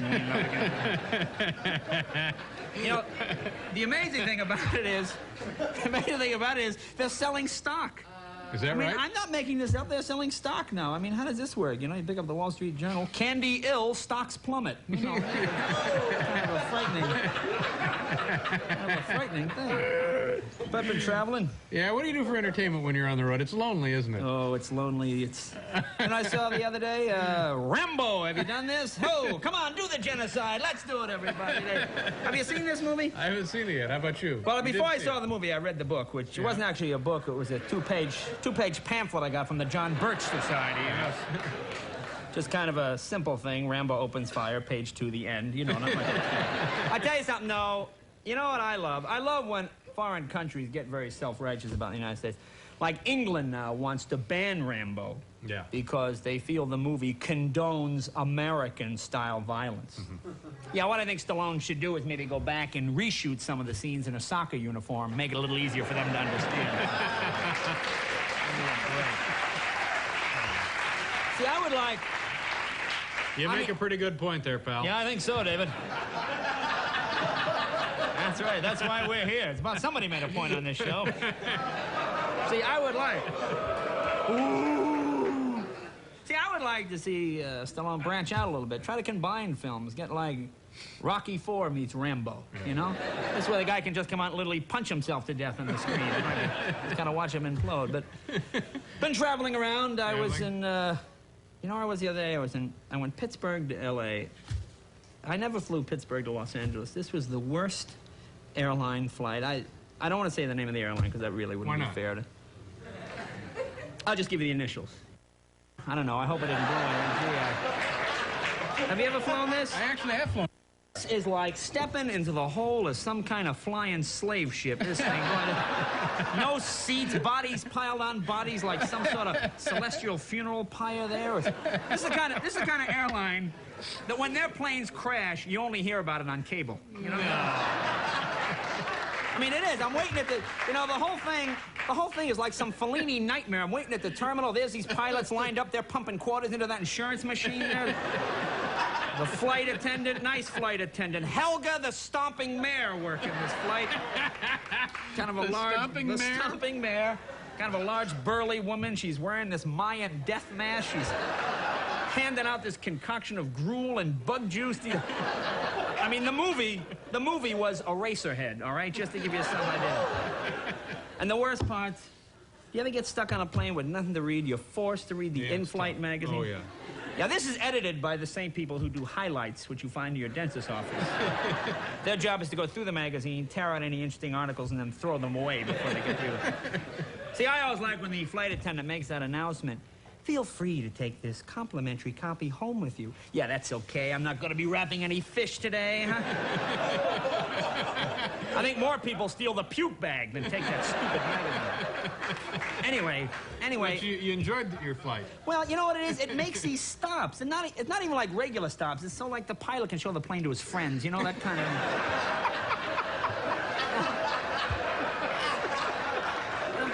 So anyway... You know, that's right. I get to Atlanta. I finally get to Atlanta, and I'm walking through the airport, and there's a guy got a booth set up, and he's handing out free samples of these new soft cookies. You know what I'm talking about? You know, every company's got some kind of soft cookie. Cookies. And the guy gives me one, and I ate it and everything. And it wasn't until I got on my connecting flight I realized this is unbelievable, you know? I mean, I'm flying all across the United States. I land in a strange airport. It's crowded. A man I don't even know hands me something, and I eat it! I mean, I didn't even look at it, you know? This could have been some kind of Shiite cookie bomb. I don't know what this thing is. I mean, you do that, though, you know? See, that's... Settle down here. Try and get a hold of yourself. We have to do a commercial. We'll be back here. More with Jay Leno.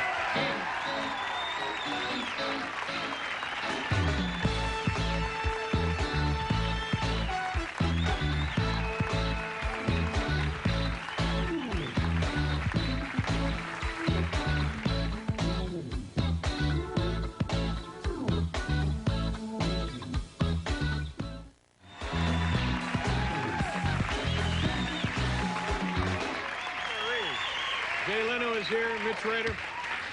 Now, let me get this straight. The pilot would take the plane to show to his friend. Just show to his friend. Interesting concept. Now, Anyway, so you eat the cookie. I ate the cookie. Yeah, you're in Atlanta.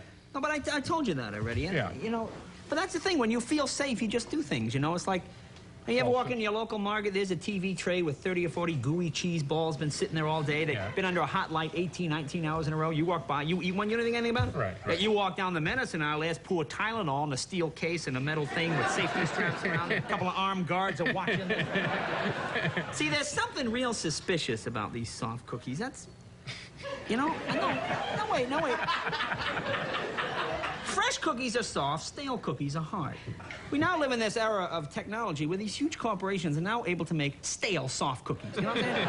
They're just old cookies, somebody puts soft stuff in. That's what annoys me. Come on, let's face it. You think these big companies, what do you think? They're pastry chefs, they're bakers, they're business people. They see somebody else with a soft cookie. Well, we need one too. Anybody got any ideas how we can come up with a soft cookie? Gee, I have an idea, boss. Why don't we use only the finest ingredients and bake them fresh every day? Who is this? Get the hell out of here, will you? Harrington, call Dow Chemical. See if they got a softening agent we can put in these cookies down there. Johnson, you call the Metamucil people. See what they put in their product. Bake them fresh every day. Get the hell out of here. Oh, and you know what they have in L.A.? Oh, they have that stupid thing that was here 4 months ago that... With the circus? Yeah. What am I, wearing bib overalls and a piece of straw here, huh? Come on, they got a goat with some kind of 2x4 crazy glued on his head. This poor animal looks like the man in the iron mask being dragged around the ring with his Louisville slugger stuck in his head. What are they going to have next year? The Keebler elves? Maybe a live Klingon prisoner on display. Oh, do you like the circus? I haven't been since I was a young boy. It's a traveling syphilitic sideshow, this thing with these... Oh, come on, these diseased animals and hermaphrodite clowns throwing anthrax spores at their children. Oh, anthrax spores at the children. At the children. The diseased clowns throwing anthrax spores this is like, at the children. oh, come on. This is like entertainment from the 9th century, isn't it? Geeks, trolls, mutants, all these inbred circus people, they come out from under bridges looking for some kind of summer job on this thing. Oh, come on.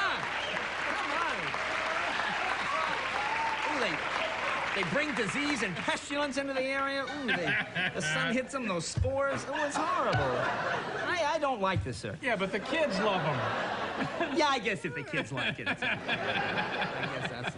So you're going to be on primetime television this fall. That's right. I'll be doing some more bloopers and practical jokes. Oh. No, those are fun to do. I like this. You know, yeah, come actually, on. we did one the other day. No, see, I get to do You're going to be Mr. Blooper now, right? No, I'm not Mr. Blooper. Joseph Blooper died. The man. Now, Ed is, Dick is Mr. Blooper. I guess. And Ed would be his assistant. What do they call Ed? Mr. Blooper's friend. I guess Mr. Blooper's friend. Yeah. And you're? I'm Jay. You're the little blooper. That's a little blooper. No, I just do mine. Actually, we did a good one. It'll be on in a few weeks. We did garage sales. Now, have you ever been to one of these? Yeah. A garage. See, this is an amazing American phenomenon. You know, it's funny. In the wintertime, people just put their trash out in the street to be collected. Summer comes, people feel they have to get a lawn chair, sit next to this stuff, and see how much they can pedal before they finally hauls it away. I went to one the other day. We had to list them, to go around Los Angeles. One estate sale. Estate sale. I drive 45 minutes, 6 copies of Playboy, and a garden hose. All right? I don't know whose estate. Another guy had a box of TV guides for $3. Why would you buy these? In the hopes that maybe all these shows will rerun in the same order? You make it. But you know the most amazing thing about garages? People sell personal items. Like a guy had a set of dentures. Toothbrush. A guy had a spoon, 1 spoon. I mean, what kind of disgusting personal thing could you do to a spoon that would make you just go, ooh, sell that! Get it out of here! Ooh, oh, come on! Get that thing away from me! Really, it's horrible. Maybe if you'd been dipping up anthrax spores with us. Perhaps, that might be it, yeah. Now, what's eating at you? What's under your skin? You know something, David? You're pretty easy going tonight, so I'm find it hard to believe something's really two, after actually. you. I have one that is, I always come on and I make fun of things, but I feel sorry for people that manufacture products because essentially, people put directions on products and nobody reads them. That's true. Nobody ever reads directions. Single guys are the worst group for this. You ever see a single guy try to cook a frozen pizza? This is unbelievable. It says right on the pizza box, for best results, cook for 10 minutes at 400 degrees. Most guys look at us, they go, I'll cook it for 1 minute at 4,000 degrees. So I'll just stick in this kiln over here and... But anyway, you know what has been bothering me? all month they've been running this thing on Reagan's illness, you know, with the nose. yeah. When the man is, just say the man is sick, he's getting better. You know, all last month, I'm trying to eat dinner. There's Dan Rather every night with that Procto camera. We can see the polyp now. We can see the polyp. Morton Dean is screaming in the background. They found blood in the stool, Dan. There's blood in the stool. Hello, we're eating. Hello. You know, I'm having Swedish meatballs. I don't want to see this polyp.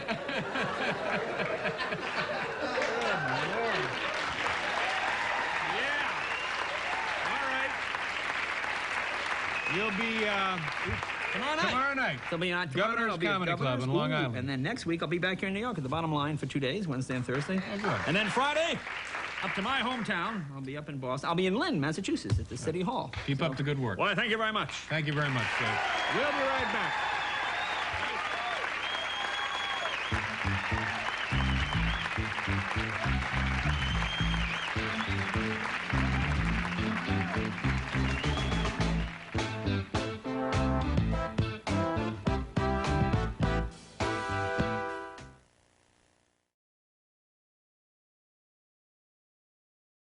My first guest, some folks don't know. You know, we might go 7 nights a week one day, but we're talking way down the line.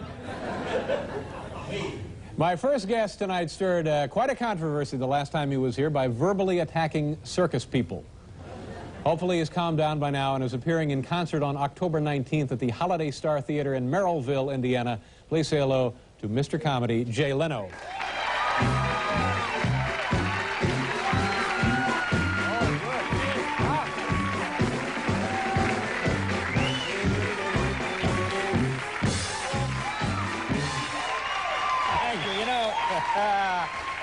Yeah. I want to clear something up. You got some mail there, huh, buddy? Well, the last time I was on the show, remember, we talked about hermaphrodite clowns. You talked about Well, you listened as I spoke. I listened to you. I didn't agree with everything. Makes you an accomplishment. All right. And anyway, you got a letter about 2 weeks later People from a gentleman protesting what you said about protesting what circus I had people. said. Well, David, I have gotten literally hundreds of letters from circus people all around the country on my behalf. Just look at Dear Jay, go get him. Bobby the syphilitic gnome. There's one there.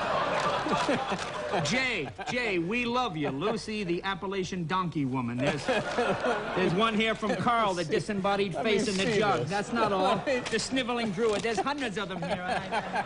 And rather, it would be silly to go into them now. And I just, again, it's only 1% of the circuses that are You bad. get your mail like that in a pouch, huh? Well, I guess when you get as much mail as I do, I guess that little box you have there is fine for you, but gee, I get there's just so much. The hefty man mail pouch. Now, as always, you're right on top of things that are going on. We haven't seen you in a couple of weeks, 6 weeks or so. A lot of things have happened in the news. Well, of course, you know, Hinckley is engaged. Yeah, we mentioned that a couple of weeks talked ago, about that. This has got an interesting situation. I guess she's a convicted murderer. Right. This is true. And, of course, he's only an attempted murderer. You know, I wonder if this can cause problems. Sometimes when the wife is more successful, you know. But I think he got his head screwed on pretty tight. I think he can handle it there. Politically, a lot of things have happened. Lee Iacocca being named as a possible presidential candidate. Sure. Well, I find this interesting, you know, because we go to areas for presidents now. You know, for a while we go to Hollywood, we look for a president. Now we go to big business to find a president. I mean, God forbid we should look at a college or Institute of Higher Learning to try and find a leader of some kind. But then again, I wonder how big business would handle some of the world problems. Really, I don't think they could do much worse. I mean, like South Africa, how would big business handle this? You know, maybe they split it in 2 South Africas. You have the new South Africa, 1 man, 1 vote, everybody equal. And then you could have, like, South Africa Classic. You know, and of course the French, oh boy, I guess the French are feeling pretty cocky after that Greenpeace thing, huh? What do you think their next defenseless target will be? Torpedo the Love Boat, maybe, huh? Maybe they'll drop a couple of depth charges on the Titanic, break up the last of those place settings down there, boy. Hey, speaking of France, you were in Europe? Just got back. I don't see you in Europe somehow. No, I know. You know, see, no, I was the good son. I took my parents to Europe. Very nice of you. That was very nice. Have they been before? They went once before. Yeah. To me, Europe. Do you like Europe? Yeah, I enjoy it. See, now to me, the whole town is like a bad day at Disneyland. This place. You know, all the money, the money all looks like a bad diploma from some second-rate divinity school somewhere, doesn't it? Priests on horseback, naked women, coins with tassels on them. You know, the worst part is the food. I don't like fancy food. If it doesn't come in a styrofoam box with a hinge on it, you know, What did we have the first night? We had the baked face of leprechaun. Have you ever had this with the sheep stomach pudding? In the puff pastry? Yeah. Yeah. Well, you know what they do in Europe? They use all the parts of the animal we throw away. You know, it's true. You look in their dumpster, there's the prime rib, there's the tenderloin. They're saving the lungs and the pancreas to make some kind of colon tartare or something. That's nice. It's awful. It's awful. Very nice. Colon tartare. Yeah. Very nice. And of course, you know, my dad is 74 and a little hard of hearing, so France was a lot of fun for him. You know, je te monsieur. Huh? What? The hell are they saying? Huh? Dad, you know, every day my dad would buy the French newspaper. He'd hold it up to the mirror. I go, Dad, it's not a trick paper. It's French. But you know, the one thing, England is kind of nice. Though well, they speak English as it should be spoken. That's something we could all learn. Well, aren't you Irish in heritage? No, my mother's from Scotland and my dad's Italian. But going to England, you hear the language, like they say dustbin instead of garbage can. And even, like I'm walking through Soho, which is, I guess, like Times Square, that kind of an area. And they have a lot of prostitutes and things. But this is true. I'm walking down the street and I just hear this woman say to me, "Rub your tummy, governor?" And that sounds so classy, doesn't it? I mean, as opposed to 42nd Street, you go, "Hey, buddy, you want a little of this?" Huh? You know, it's not, you know, it's a little nice, more genteel. Yeah. Colon tartare. Colon tartare. Colon tartare. Don't knock it till you tried it. We, really. You know what we're going to do is we're going to do a commercial. Ooh, Can you boy. stay? Yeah, it's a little unorthodox, Yeah, but I know. sure, Okay. why not? We'll be right back.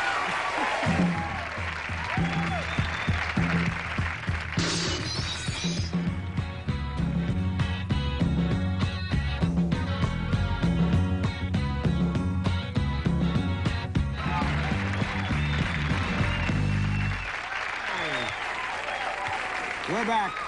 This is a terrific show, isn't it? Oh, big show. You must be happy to be a part of this one. Oh, boy. Randy Newman, Robert I'm happy to Mitchum, be a part and of yourself. anything, yes. You do a lot of shows, though, don't you? You travel the country. Well, this is a classy show. When you travel the country, Thank you. I do a lot Do of... you mean that, or are you being snide? No, of course I mean it. No, it's well, you see, you know, I always do a lot of these AM fry and egg cellulite things. You know those shows in the morning? Makeovers, a lot of beauty makeovers. Well, I did one the other day. Oh, I was on with this pinhead psychologist, and I got in a fight with a guy. This guy wrote a book. The guy wrote a book this thick. This is unbelievable. The guy wrote a book called What Women Really Mean When They Say No to Sex. What they mean is no! How clear can it be? Does it take a book this thick? You know, am I lying here? You know, I said to the guy, they don't mean no to sex. They mean no to sex with you, Doc. Why does it need a book? I mean, this is not some Barbara Cartland novel with young Abigail peering coyly behind a folding fan, huh? It's 1985. You go out to dinner with a woman, she's eating, she says, "No, I don't want to have sex." What's the guy supposed to do? Knock the meatball out of her mouth, climb up on the table? No is no. It's so stupid. Knock the meatball out of her mouth. No. What other kind of folks do you meet when you do these shows? Oh, well, you know, I did a show the other day with, what's his name? Schwarzenegger. He's got a new movie. Arnold Schwarzenegger, Commando. No, I like this guy. I like Arnold. He's... Oh, sure. What else are you going to say? No, he's a nice guy. Well, you know what I like? I just like the fact, I like the title, 5 times Mr. Universe. That's what I love about human beings. We're very presumptuous. We don't know if there's life on other planets, but if there is, we know right away we got something better. You know? I mean, you can't be Mr. Earth. That is not enough. I mean, what, all the judges got together? The hell with the other planets. This is the guy. We're not looking at any more Martians or Jupiterians. We're going to look at that little Earth boy, you know. Like the other planets going, why didn't we win? I should have won. I am the mightiest of all.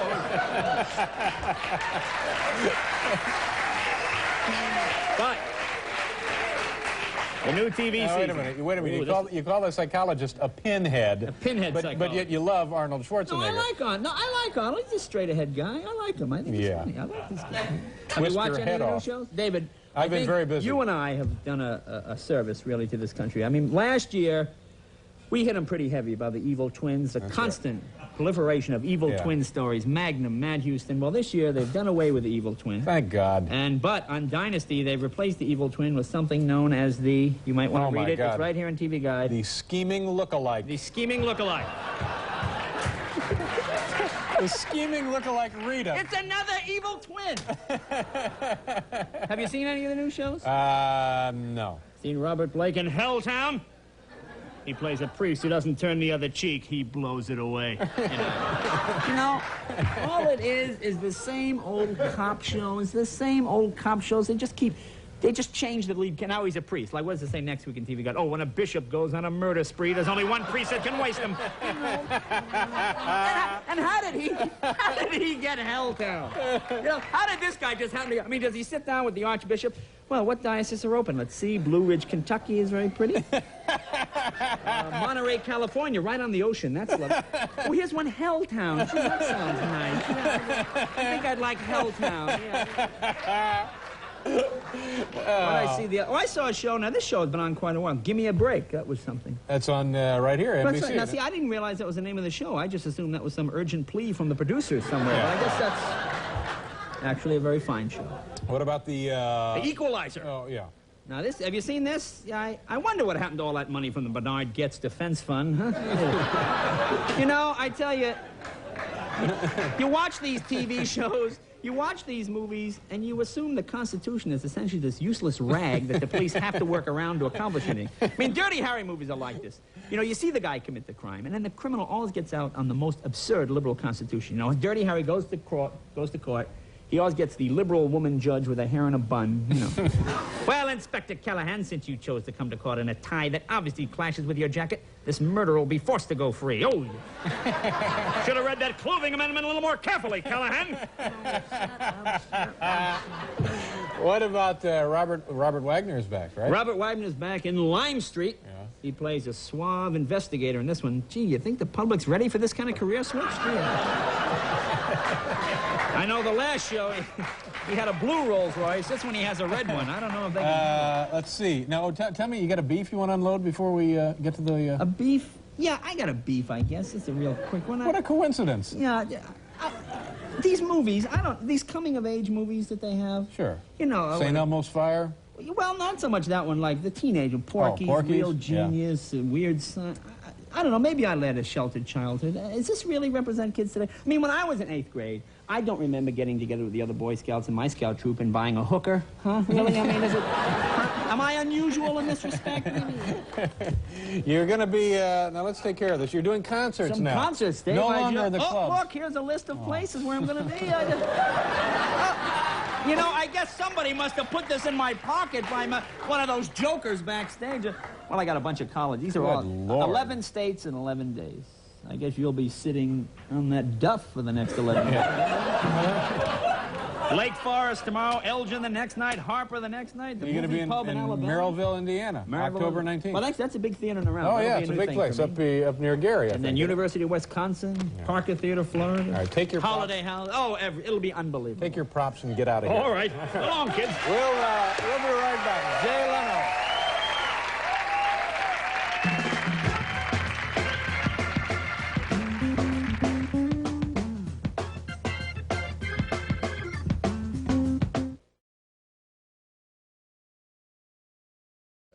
We got to get going, don't we? Well, but anyway, to make a long story short, we're not leaving.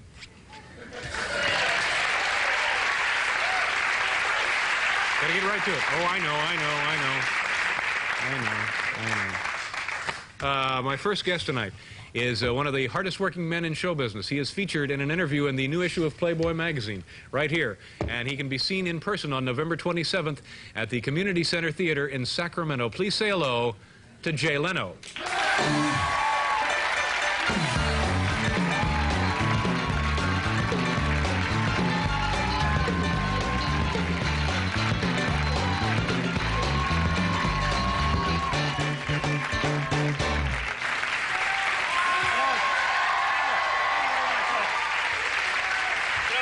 Nice to see you. Hi, good evening. Just very impressive interview there in Playboy magazine.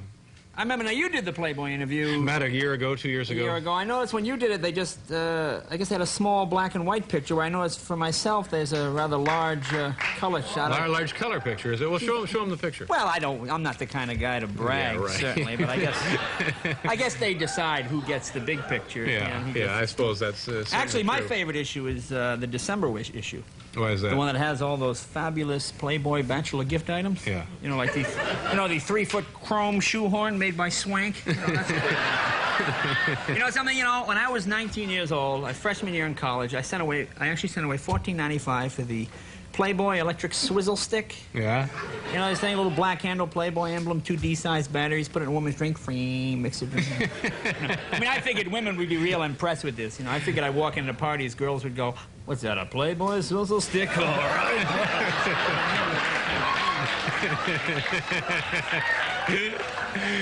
Oh, my. So, how you been? What else is going on? You been watching the news? Yeah, here? I've been The watching it. big- It'll probably be late tonight because of this Pinhead Summit thing going on. Oh, no. You can't. It's not Pinhead. Oh, it's you know the what it is? future It's of the future. world. Look at the Russians guy. They send a guy. He looks like somebody hit him with a tomato. He's got that red thing. Huh? Our guy has got stuff on his nose. Are these the best looking people we can send to this summit? Prince Charles and Lady Diana finally went home. Cover of Time, cover of Newsweek. Aren't there any inbred people in our own country we can read about? Come on. Oh, come on. What? Yeah. They're over here. They're over here hawking stuff for J.C. Penney. I'm sure this means Kmart and Woolworths are going to be packed with royalty now. You know? Every lowball store in America is going to be traveling through Europe trying to find anybody with some tenuous bloodline they can catch up with.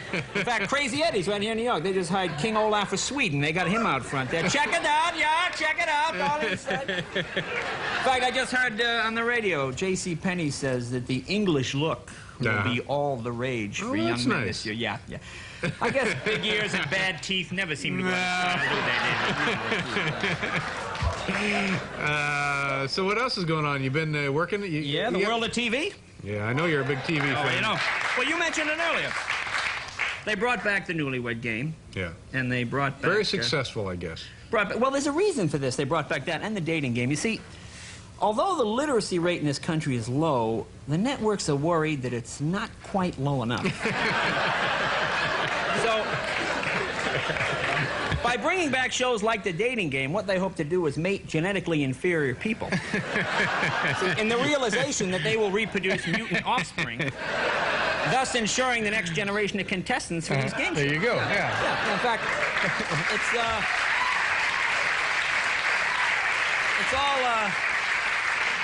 it's all in a new book. It's in a new book called Frontiers of Science by Bob Eubanks and Dr. William Shockley.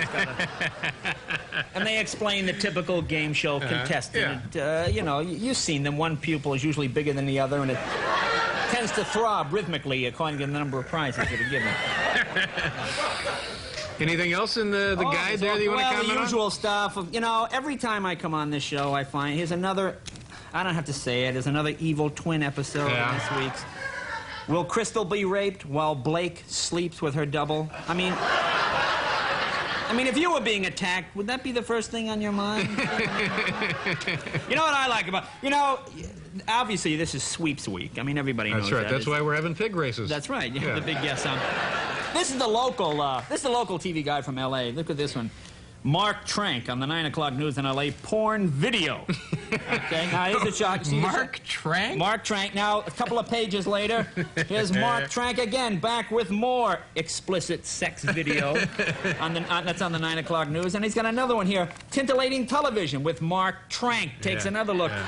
But they do this. You ever notice when you watch the news when it's not sweeps week, it's always like the life of the American farmer, living in a deficit economy. As soon as it's sweeps week, suddenly it becomes, oops, strip searches at teenage girls' Catholic schools. Are they a phenomenon? You know, and then they have to... How about you? Are you doing any television? You ever go out on these auditions for stuff? I've read for a few shows. You know, since Moonlighting and Scarecrow and Mrs. King, they've started a lot of these adventure kind of comedy shows. Oh, I read for one for ABC called Gag Street. Gag Street. Yeah, in it, I play a young comic named Johnny Gagstreet, whose parents were killed by hecklers. And he vows to use his comedy to fight crime in the sin palaces of Las Vegas. So it's kind of and it's got the comedy and the action adventure kind of thing, you know. And you play Johnny Gag. Johnny Gagstreet. Yeah. Right. That's hence the title Gagstreet. Yeah, I hope that works out for you. Again, we got our fingers crossed. Yeah, well, good for you. Well, we'll do a commercial here, and then we'll be back with our friend Jay.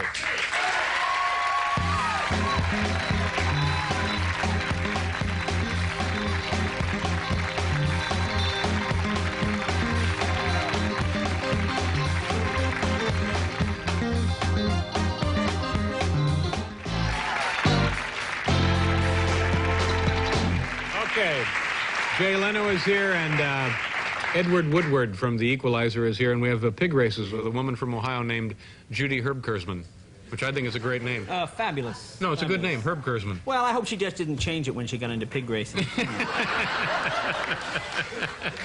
Now, where were we? What were we talking about? News? What are we... No, we're talking about you. Well, audition on television shows? We did talked about that already, but what did we see coming in on the plane this morning? James Bond, View to a Kill. Oh. Come on, what's Roger Moore, 71 now, this guy? I know they're looking for a younger, hipper Bond. Buddy Upson, very close to the role. I mean, do women still buy this? Come on. I mean, how come, do men really feel they need a fur-lined iceberg that's really a secret submarine to impress them? I mean, it's kind of dated. I'm going back tonight, and...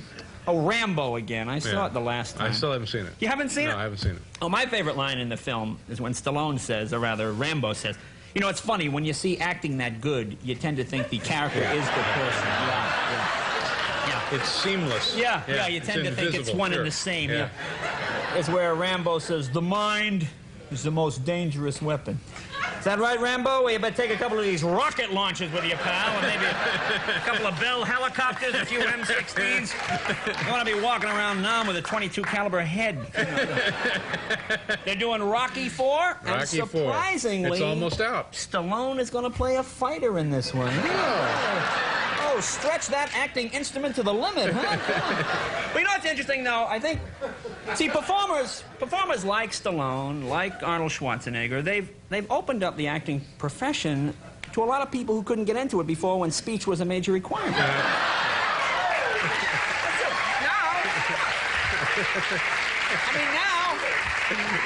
Now, any cave dweller that can wield a tire iron in a public saloon is now a potential Academy Award candidate. You know, I think that's a good thing. You know, Arnold Schwarzenegger was here about a month ago. He was a very nice guy. Oh, he is a nice guy. Very nice guy. I worked with him. And he's marrying a lovely woman, this Maria Shriver on CBS Morning News. Yes. Yeah, she's He's marrying her on the Morning News? No, she's co-host of the Morning News. Oh, I see. And they've just fit the marriage in, I guess, between the... That's right. I guess today's working couples, Yeah. really, you have to make time where you can. So now, we were supposed to go out to eat last night, and of course... Last night? I mean, last time I was here. That's right. Well, it didn't work out. I'm sorry. No, you know who I went out with? No, I went with Seinfeld. Don't do that noise again. What is that? No, Let me hear it again. That's my fate. You know Jerry Seinfeld. Do the noise again. No, that was the noise again. Now, what does that noise signify? What are we talking about? That signifies disgust. Disgust. That's what it is. All right. One more time. Well, Seinfeld. No, let me hear it again. No, I'm not going to do it again. No, I refuse to do it again. All right, you and Jerry Seinfeld, very funny comedian. Very funny comedian, but king of the yuppies. You know, it's true. You know, Jerry, he can't. I want to go for burgers and fries. He takes me to this stupid Japanese theme restaurant. Mm-hmm. You know, these ones where the guys cut the meat for you. And they cook at your table and stuff? Yeah. You feel like a prisoner in some bad World War II film, you know? Another piece of steak, Yankee, bing! Then they bring out the guy with the two knives. You ever see this guy? I mean, he's sitting there, he's bouncing my meat off the two air conditioning ducts. When I saw a piece of my tenderloin ricochet off the urinal, that's it, pal. I'm out of there. I'm walking. Now, It Lewis sounds like is you had on a tomorrow prime night. table. Lewis? Yeah, Richard Lewis will be here. You know, I love Richard. Yeah. Now, Richard is the funniest man. We have to do something about Oh, come on. Lewis always shows up in those Shelley Winters moo-moos. Yeah, I know. He's very hip, Where did he stylish. get that? I don't know where he gets this No. stuff. Let's see what he wears tomorrow night. All right. He bought this black jacket with fringe. He'll probably wear it. All right. What are we doing here? Do we have time for... Oh, we don't have time for a What's Your Beef? You got a real quick What's Your Beef? Oh, We're no, I later. don't have... Somebody asked me, Quick? what are you doing on the 29th? Oh, stop it with these plugs. Are you just going to These plug are something not now? plugs. I'm just going to show you that I was going to be at the Academy of Music Okay, in that's Philly. enough. And, That's enough. Sacramento, the 27th. Okay, we'll be back after station identification.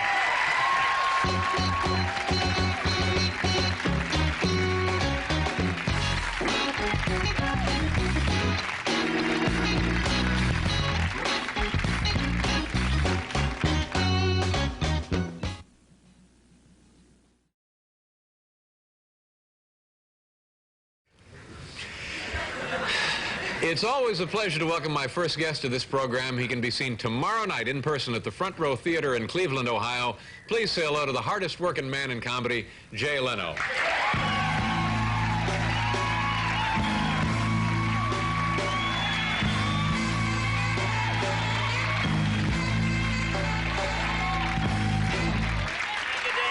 to see you. This is unbelievable. Always nice to see you. Oh, What do you got there? Oh, I'm in this. You know, these breakfast food companies, they jump on the latest fad. They jump on the hottest. Was it 2 years ago they had that Cabbage Patch cereal and the Mr. T granola bar thing? Yeah. Look at this thing. Just came out of the Gaddafi, the barbarian breakfast flakes. Have you seen this here? Kind of a snap, crackle, boom kind of thing. I don't know. Gaddafi the Barbarian. Flakes, yeah. Here's something. Again, what are we, barely 2 weeks into the new year, huh? Hollywood starting the new writers, a lot of new scripts, new people being brought mid-season. in, new television shows, new movie of the week. New movie of the week, David, read it. I can't read it. Just read it. It's true. And Jillian's news is that she'll tell that she'll star in a Warner TV movie as twin sisters, one evil, one good, of course. Kind of a switch, huh? The evil twin story again. Yeah, it's a sad thing. How you been? Did you have a nice holiday season? Oh, boy, Christmas in L.A., huh? Yeah. Sitting around the pool, opening gifts, hey, boy. Chestnuts roasting, a little more chlorine for the pool, honey. On an open fire. Jack Frost. You get a lot of nice gifts? Got a nice gift. My wife gave me a torque wrench, which Yeah. is very nice. Now, do you... What do you do with a torque wrench? What do you do with a torque wrench, Dave? Well, this is a tool that men use when they work on machines, Dave. How about you? What did you get? What you get? The Bill Blast facial applicator? Did you get that, Dave? Or maybe the Calvin Klein manicure pedicure combination I kit? didn't get any of that. I had a very nice Christmas myself. I had a nice Christmas. My Christmas is always marred by all those tree people. You know those? You have them here in New York. These people, I can't figure out what nationality they are. It's some kind of Middle Eastern, Nordic, Italian, Swiss. You know, they sell Christmas trees every year. These fresh trees. Fresh tree! It's fresh tree! You know, the thing's got one pine needle on it. It looks like it came from the petrified forest. And, of course, the worst part, this is what I love about Christmas. I like to wash my car, polish it, drive it down to the lot so a couple of high school kids can drop a tree to the roof, huh? Gouge those door seals with that cheap hemp. Get on the freeway with 10,000 other guys who have trees on their cars. I'm sure the Russians are looking at this through a satellite. Looks like some kind of movable forest. Some kind of secret weapon or something.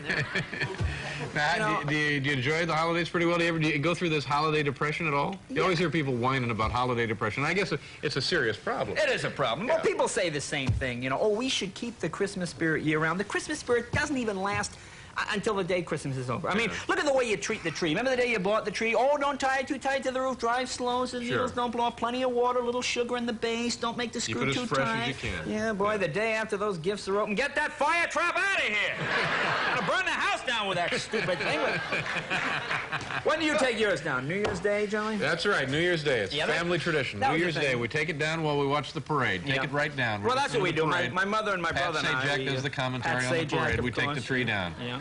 It's a tradition at our house. I guess it would be a tradition. Get up early, watch the parade, take down the tree. Yeah. I'm just trying to pad my part here a little. You want to make it clear. But we would, on New Year's Day, my mother and brother and I would take the ornaments, we put them away. My dad would take the tree, put it in the trunk of the car, wait till about, 10:30 at night, drive 2 blocks, throw it in our neighbor's yard, and get the hell out of there. Next day, our neighbor would trace that trail of pine needles down the street. You know, every year there'd be a fight, my mother in tears. You throw a tree in my yard? No, he didn't. Yes, you did. We're Shiites. We don't have a tree. Get the hell out of here. It was a horrible... it's an ugly existence for a kid. Finding out about Santa, that was the worst. Now how old were you when you learned the truth? See, I was about 5 or 6, but I found out the worst way. You know, most kids find out about Santa from an older brother or sister. Or they just kind of grow out of it. Or the big kids at school, there's no Santa. You shut up! You know, that kind of gut-wrenching. Yeah. I remember my mom took me right here in New York to Macy's. They had Santa's workshop. They had the reindeer, the house, the whole thing. About 1,000 kids in line. I was the next kid. I was the next kid to talk to Santa. And that little girl elf comes out with the sign, you know, oh, Santa's gone to the North Pole. He'll be back at 1, you know. And I'm thinking, 1? Geez, I can't wait till 1. I remember I was crying. My mom's leading me out. And then I figured, boy, you know, if I burst through the door, maybe I can grab Santa in his workshop before he goes to the North Pole, you know? Sure, yeah. I'd go bursting through some workshop. There's a little elf. Her blouse is open. Santa's got her beard off. He's all over her. Santa!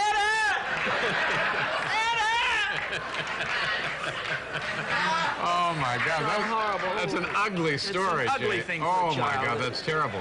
It's a terrible thing for a child. Now, we gotta do a commercial here. Now, do you have, you know, yesterday was, of course, Elvis Presley's birthday.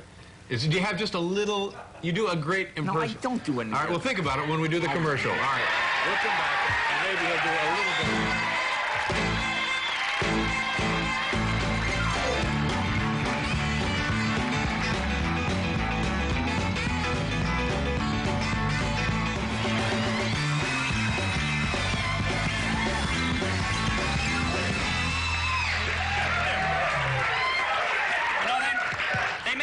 Spanish, but they're delicious. Now, the band sounds great as always. Plus, Fabulous we have band. Mr. Sanborn with Yes, us I saw tonight. him. Can you do just a little something for Elvis? Actually, I did. I saw one of my favorite Elvis films the other day, Spin Out. You ever see this one? Yeah. This is one where Elvis is driving a Cobra, brand new Cobra. What's this worth? $100 grand now? Some girl in a Sprite cuts him off. The Cobra goes in a ditch, is wiped out. Of course, Elvis unharmed. He gets out. He says, "So you know I'm going to tan your hide, little lady." Like this, you know. I think the insurance company would be happy with that settlement.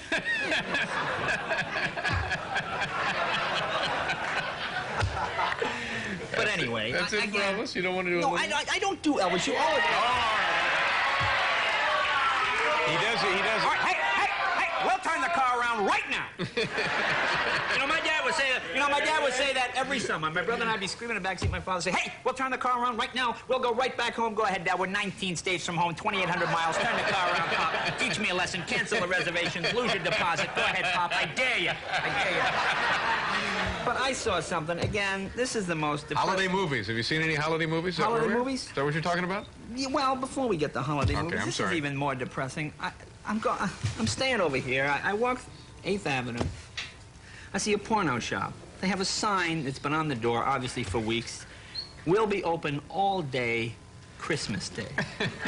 Can't we put this stuff away for one day? I mean, are there really people who wake up on Christmas morning going, "Geez, I'd like to buy some filthy magazines"? Is there really?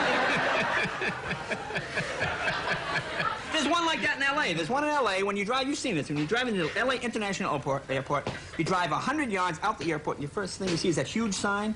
It says nudes from 7 a.m. Oh, yeah, that's right. Imagine I've seen it. Imagine going in there 7 a.m. Some woman on the stage, nude, her hair and curly. She's cooking eggs. Billy, get on the bus stop. Hey, your sister. Japanese tourist, his head in his eggs.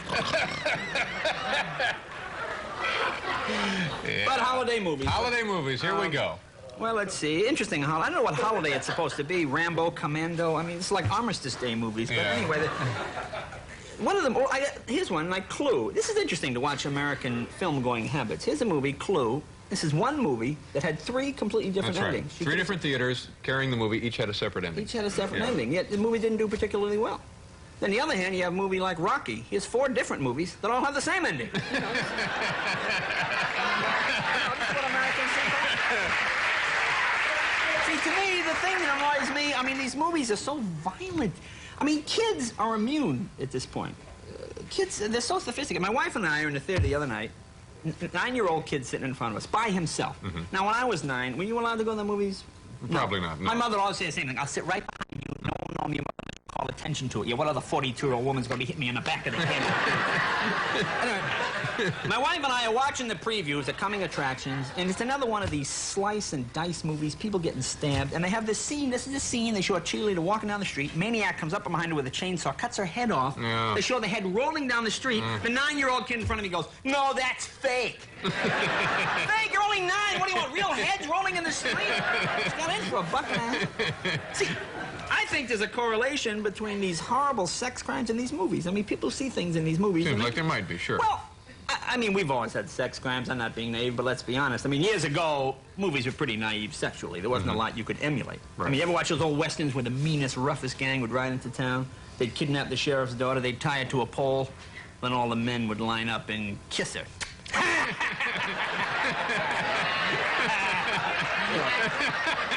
Maybe the real demented guy go, like, stop it, you know, kind of tough one.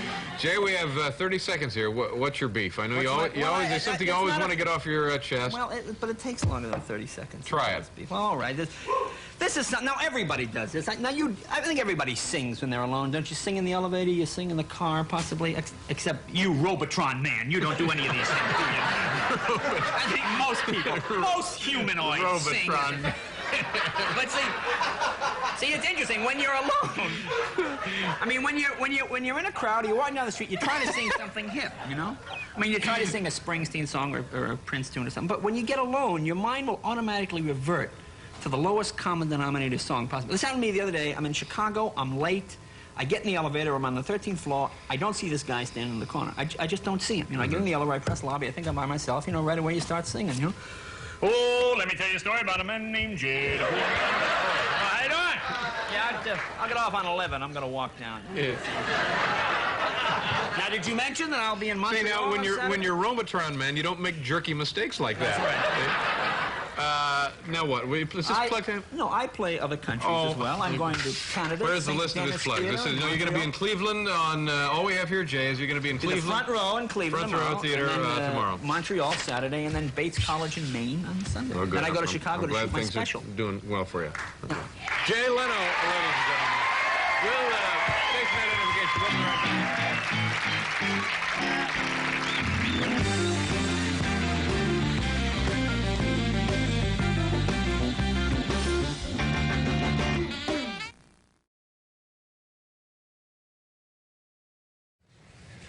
My first guest is a terrific comedian, a good friend. He can be seen on February 7th at the Celebrity Theater in Phoenix and on the 8th at Clues Hall in my hometown of Indianapolis, Indiana. Please say hello to Jay Leno.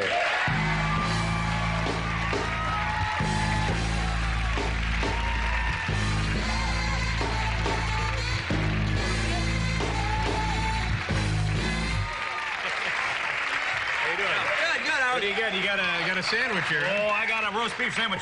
Roast beef sandwich You know, I and a got this beverage? downstairs. And Yeah. This is something kind of interesting, these things. Sandwiches, you ever see these things? Those are little cocktail toothpicks. Well, I always wonder who makes these. You know, I mean, who makes these? I mean, is this the kind of thing you take pride in what you make? You know, I mean, is there a guy somewhere in an assembly line, he just sits there? Morelli, come here. Is this your work? Look at Cremus's. Cremus, come over here. Look at his work. Get back in there and do this thing correctly. You know where these are made? You know where these are made? I asked the guy at the... Look, it broke. It broke. Yeah. I asked the guy at the deli, you know where these are made? No. America. This is what we make. We used to make steel, David. Huh? We used to make now we make these. What's American industry going to move into next? Little bamboo umbrellas for Mai Tais, maybe? Something like that. Now, wait a minute. Before you get completely nuts, look at that. Have you ever seen Yeah, anything it's a like perfect that? example. Yeah. There you go. This is like a sledgehammer, and it breaks when we try to bust up the breakable It's like glass. Abe Lincoln's axe. You know that story? It's Yeah. its third head and its fifth handle, but it's Yeah. Abe's axe. Yeah. You know. There you go. That's a beautiful... Oh, gee, Dave, I'm sorry. God forbid. How you doing? I know you came in last night. And I came in last night. When did you call me last night? We booked you, I believe, in August for tonight's No, appearance. you called me last night at 10 o'clock. You know, it was so funny. I was looking at TV Guide Watching TV Guide. when you we called, and I said to myself, where is it? There's an ad here for David's 4th anniversary special. That's right. And it has Bill Cosby.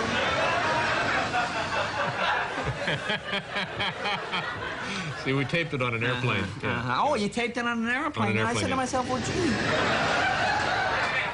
Dave is stuck for guests. Why didn't he call his good friend Don Johnson, huh? or Ted Koppel, Tom Hanks? Your real friends wouldn't come in the last minute. Notice. But Jay, can you come? You're not on the special, but can you fly in? Well, I tell you what. You still could be on the special. We'll see how it goes tonight. Well, all right, I guess I'll be. Oh, here's something I don't want to miss. Coming on next night, Kung Fu the movie. Yeah. Gee, you think he's gonna beat up any morons in this one? Huh? But I noticed in this week, NBC #1. Did you read about that? No, I didn't see that, but we're all quite excited the top about shows, the success of the network. Yeah. Miami Vice, top show. You like this show? Yeah. I like it. I mean, let's face it. It's essentially Charlie's Angels without the estrogen, really. What do you think? But I like it. It's a good show. Now, you normally work and you spend a lot of your time on the road working clubs. What's the worst club you ever I'm worked? on the road, David. I know you See, are. I'm not like one of these ROTC comics. Yeah. 90-day wonder, you walk into a talk show. I'm out there on Pork Chop Wait, Hill. I walked into a talk show? That's right, Yeah. pal. I read in Newsweek about all the shows you had before this one. I had some shows, sure. What was this one here? Oh, here's the one I wanted to know about. Ooh, this tastes funny. What was that show? That was what was that one? And Slap 'em Silly. That was another one. What was that? What was that? I don't... Slap 'em Silly. That kind of thing. That was That was a good show. it's an early, I think George Slaughter had, George and we Slaughter. never really came together, so we did a pilot, and that was pretty much it. You know the worst? Well, see, it's not that the clubs are it's not that the worst, because the people are coming nice, but they're strange. What was that? A while ago, a guy books me, Charleston, West Virginia, Mr. D's Delicatessen. He decides to It sounded like a hip place for comedy. make it a comedy club. Yeah. And it's a delicatessen. Right. But he puts up a little stage, and I go in there. And the audience was nice. They were nice, but again, it's one of these situations where it's Charleston, West Virginia, which is a coal mining town. Right. So when people in the audience would just cough, they do that.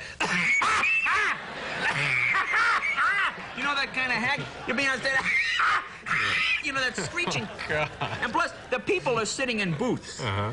See, the guy didn't change the seating of the room for comedy. They were sitting in booths. Yeah. Like an adult. So I'm on stage, so all I can see from my point of view is this, you know. You know, just the tops of people's heads. So you didn't care for that? No. But other than that, you don't mind working out there. It's a lot of fun for you. I like it. Any problems with working on the road? No, I like traveling. You know me, I like the clubs. Making plenty of money, too, I know. Oh, yeah, making big dough. No, you are. I know you're making good money. Please, I'm sorry, Mr. Leno, the check bounced there. We'll have it for you at the next town. Yeah, sure. The place, you know, I tell you, I was in Indiana again. I was at the University of Notre Dame. And I saw a great way to make money. I was doing a college there, a nice college. I walk around the campus, because I got there like 11 o'clock in the morning, and I go in the college bookstore. I'm talking to this guy who sells textbooks to the college. Sure. You make billions doing this. You know what you do? Because each year they sell the new revised edition. I'm not kidding. The guy shows me a book. This is a real book. Basic Latin, 38th edition. The language has been dead for 2,000 years. What's new in Latin? What, we got an English word for McNugget now we have to put in there? Okay, we got to do a commercial. We'll be right back here with Jay Leno, folks. Plus, we have Talking Birds tonight.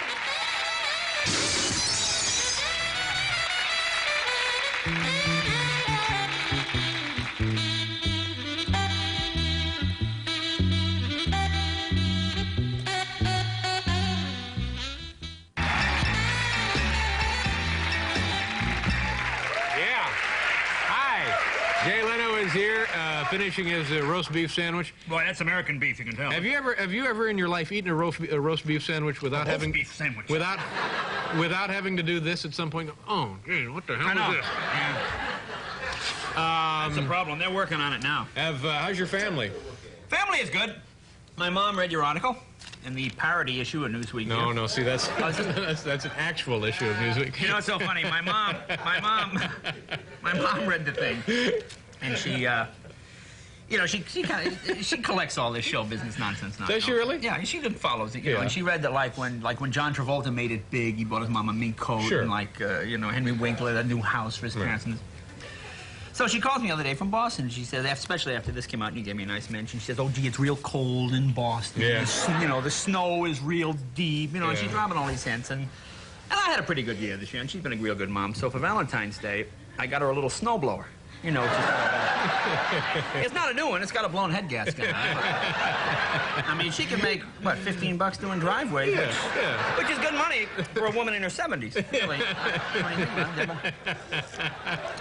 But they're good. Does your mom like me? Does she have a favorable opinion of me? Yeah, she likes you very much. We met a long time ago. Yes, you did meet my mom a long time ago. Lake Tahoe. Thought you were a nice young man. Well, I am.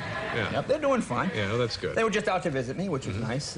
Out in California? Yeah, but my mom, again, I don't know, you know, you want to take them around and show them stuff. My mom, she sings things, you know what I'm saying? Yeah. No, I guess I don't. We're driving in the car. She won't just complain, you know, it's that little irritating shrill. I'm driving the car, she's in the back seat, my dad and I are in the front, and I'm saying, "Oh, look, Dad, there's where Jimmy Stewart lives, and maybe we'll go to Beverly Hills and I'll show you some of the famous things." You know, my mom's in the back. "We can enjoy it, Ma, if you weren't speeding." "What is it, Ma?" "Nothing, nothing." You know, that kind of... there's the Santa Monica Pier. There's a stop sign. "What, Ma?" "Nothing, nothing." I see the sign. I saw the sign, Mother. You know, I said nothing. I said nothing. And my dad is not a traveler. My dad likes to go to Sears. This is his idea. You know, I call him up. I'm trying to get him out. I say, "Dad, come on out. After Christmas, you come out. I'll show you Beverly Hills. It'll be nice. We'll go to the beach." "Yeah, how's the paint department out there?" You know, other people want to meet Joan Collins. My dad, Lady Kenmore is my father's idea of a celebrity. Now, there's an interesting. Whatever happened to Roebuck? I mean, now when it used to be Sears Roebuck. Sears and you Roebuck, talk about sure. your partner screwing you out of your half of the business. Yeah. See, Roebuck takes a 3-day week, comes in on Tuesday. "Where's my name?" "Get there." "I'm Roebuck. I tell you, get there." There's Sears over in the corner.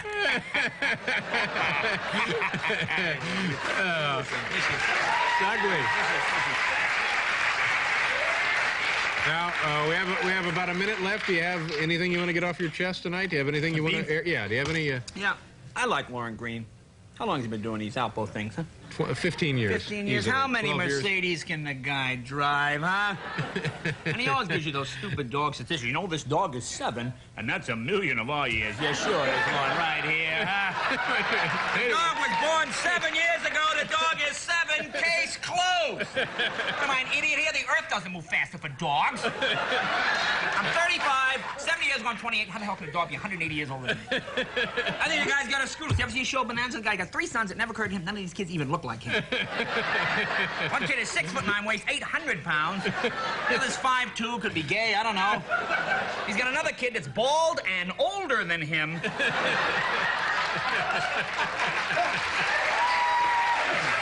Yeah. What was this? What was this? What is this? What was this for Lauren?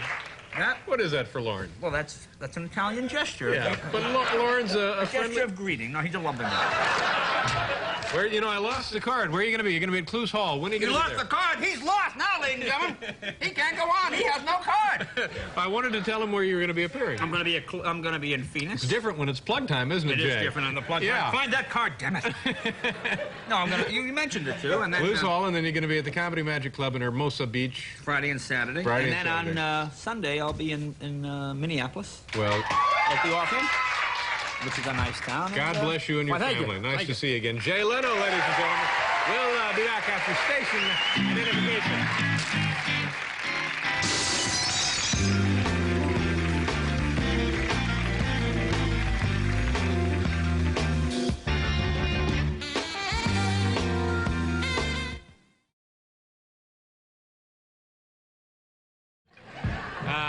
This is pretty serious stuff here tonight, folks. My next guest is appearing in concert this Saturday night here in New York City at Carnegie Hall. Please welcome a very talented gentleman, our friend Jay Leno. Jay!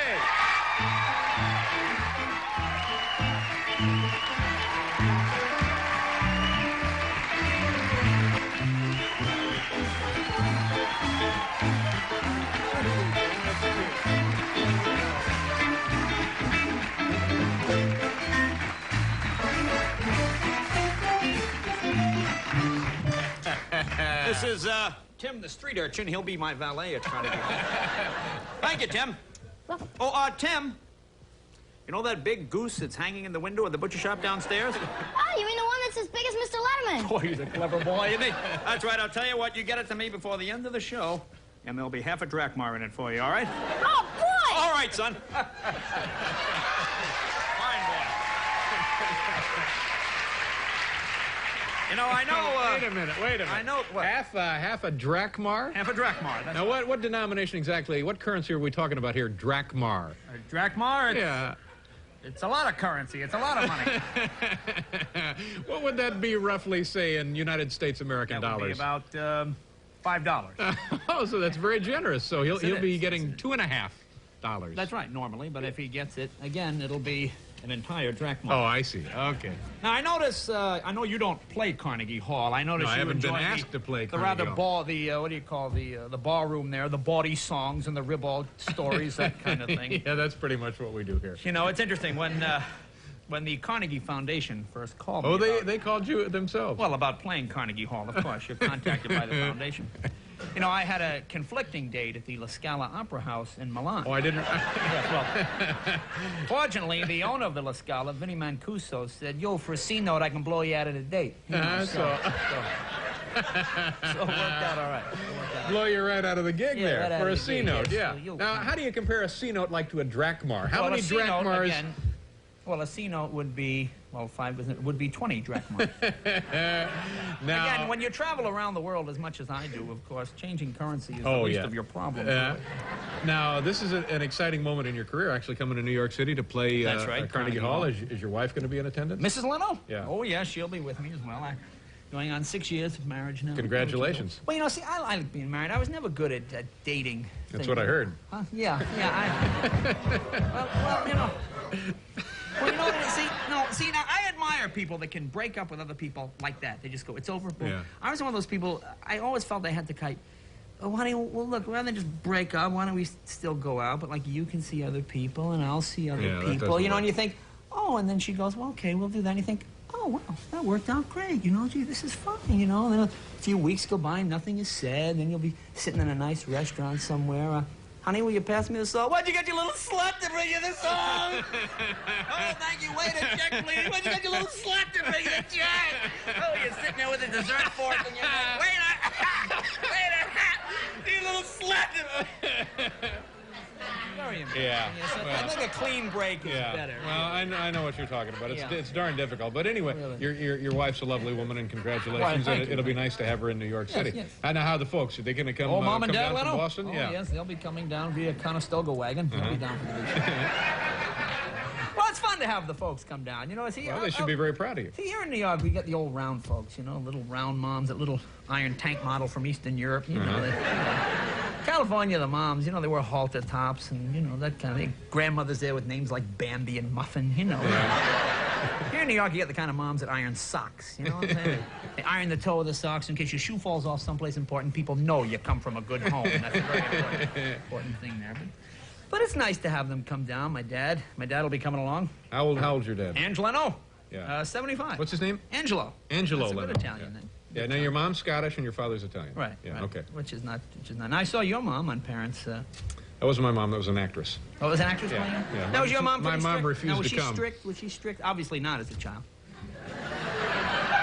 No, The lack of discipline, the no, I think aberrant they were- behavior, the erratic. The aberrant behavior? Aberrant behavior, Yeah. yes. When you work Carnegie Hall, these are the kind of words one uses. No, I guess it was... You never got the mom's silent treatment? Is that? You know that kind of thing where you have to Oh, go did to I your ever room? get the Yeah. mom's silent treatment? We have to think about what you've done. Yeah. See, I don't mind it so much. My mom would come in the room and she'd like dust around me, you know. And the worst part would always be when your mom would start singing, I wouldn't want to be in your shoes. I know what you're doing. I had a son once.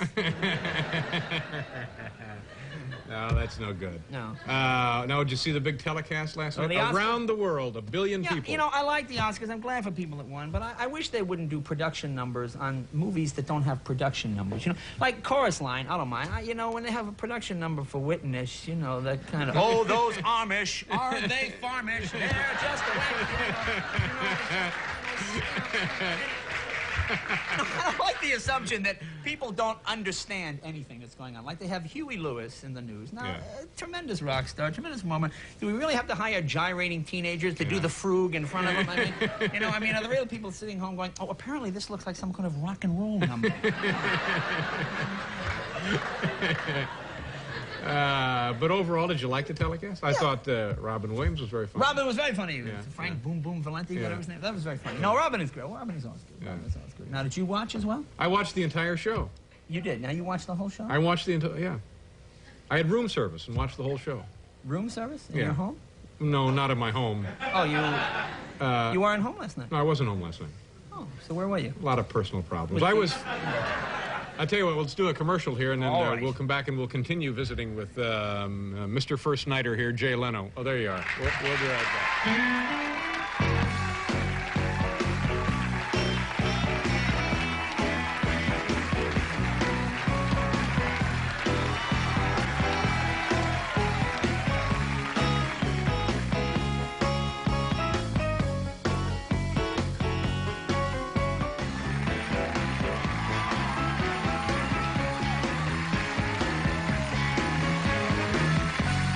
Okay, Jay Leno is back here. Did we mention it's Saturday night at Carnegie Hall? Saturday night. Sold out, big success. Just about. And Yeah. tomorrow, Wilmington Opera House in Wilmington, Delaware. The Opera House. Well, okay. Thank you very much. Obviously, a patron papriati there. Patron of the arts. Yeah. No. You know, I saw you were kind enough to let me see your cable television was program. Special that you're doing for what operation is it? For Showtime, we did a. These operations are all on their last legs, by the way. Well, I'll tell you, it's a little different cable show. It's a great show. Well, it's clean, which is unusual. This Yeah. is the first time cable's experimented with anything clean. But for people who are accustomed to seeing you do your stand-up or on this Well, show there's or some other stand-up shows, in it, but it's yeah. essentially a docu-comedy, Dave. Yeah. It's a gag-u-drama, I guess you'd call it. It's pretty much... Gag-u-drama. Gag-u-drama, packed with infotainment. Infotainment. Infotainment is the key word of the 80s, Yeah. essentially. This is the kind of stuff those GE guys will be talking That's about right. when they That's get in here. Well, what it is, you know, it's called the American Dream, and I thought we should have some kind of a theme with it. And you go around the country? We go around the country talking to Americans about what they do, and we have a clip here, I guess. And what we did was we had talked to a bunch of immigrants. We went down to an actual swearing-in ceremony and asked people the real questions on the immigration test. And these people were from, like, Israel and China and Norway. I mean, everywhere. They hardly spoke English, but they got every question wrong. Right, rather. I mean, 19th president. No.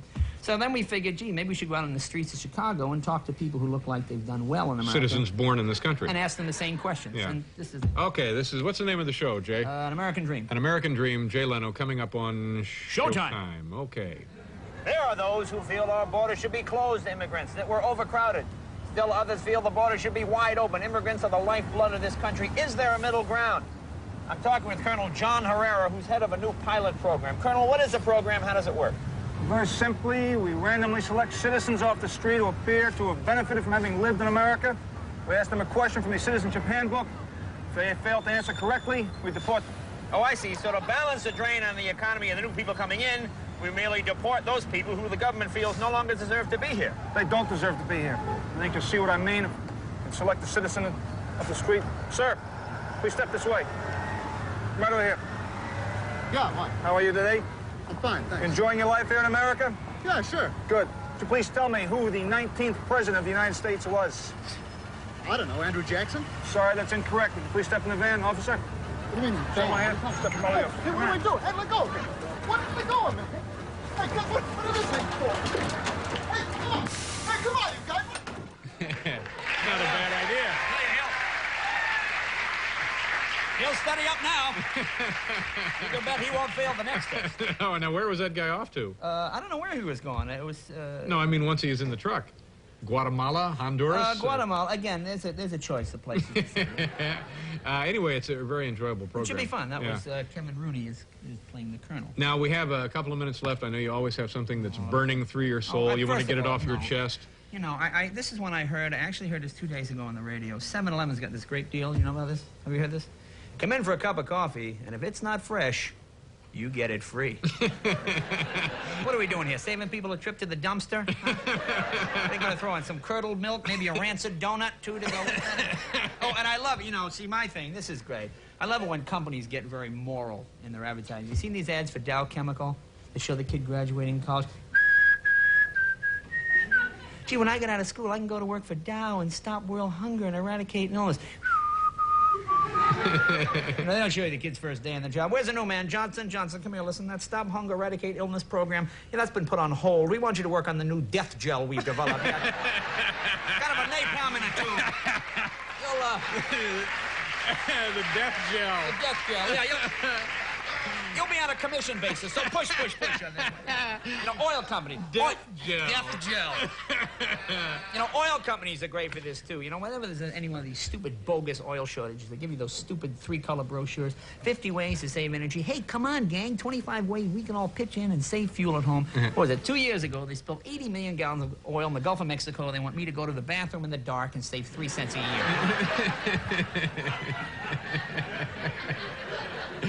So you got colleges coming up. You want to mention anything? Doing some college dates. Well, I go to a tour of Oregon coming up. Tour of Oregon. Oregon's a beautiful state, by the way. Rouge, You ever been to Oregon? I've been to Oregon. It's a lovely state. Yeah, You've got to get out of this studio. No, I've been there. The shoebox with holes in it that you live in. You've got to get out of here. Mr. Leno will be at Carnegie Hall Saturday night and then Points Beyond after that. Mechanics Hall in Worcester on Friday. Well, good. Nice to see you again. Thank you very much, Jay. Jay Leno, ladies and gentlemen. On the Showtime special, Jay Leno.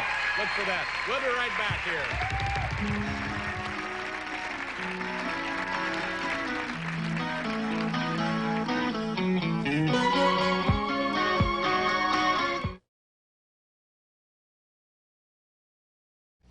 My first guest tonight is easily one of the funniest men in America and a good friend of ours. He can be seen on June 13th in concert at the Universal Amphitheater in Los Angeles, California. Please say hello to Mr. Comedy, Jay Leno.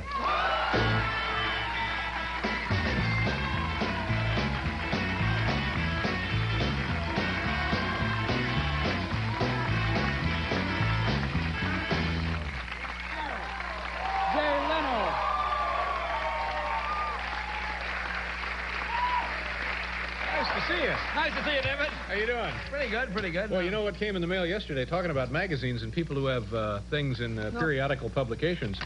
This is the current issue of Newsweek, June 2nd, 1986. You turn right here to page 70, and there's a giant, very highly complimentary two-page spread about you right there. I get so... Well, thank you. Now, what issue is this? I think it's June 2nd. You know, I had a thing in Paris, Match, and Pravda today. I didn't even... Now, this is pretty much just for the United States. North America, probably. Geez, so. I had no idea. I guess I'll have to keep track.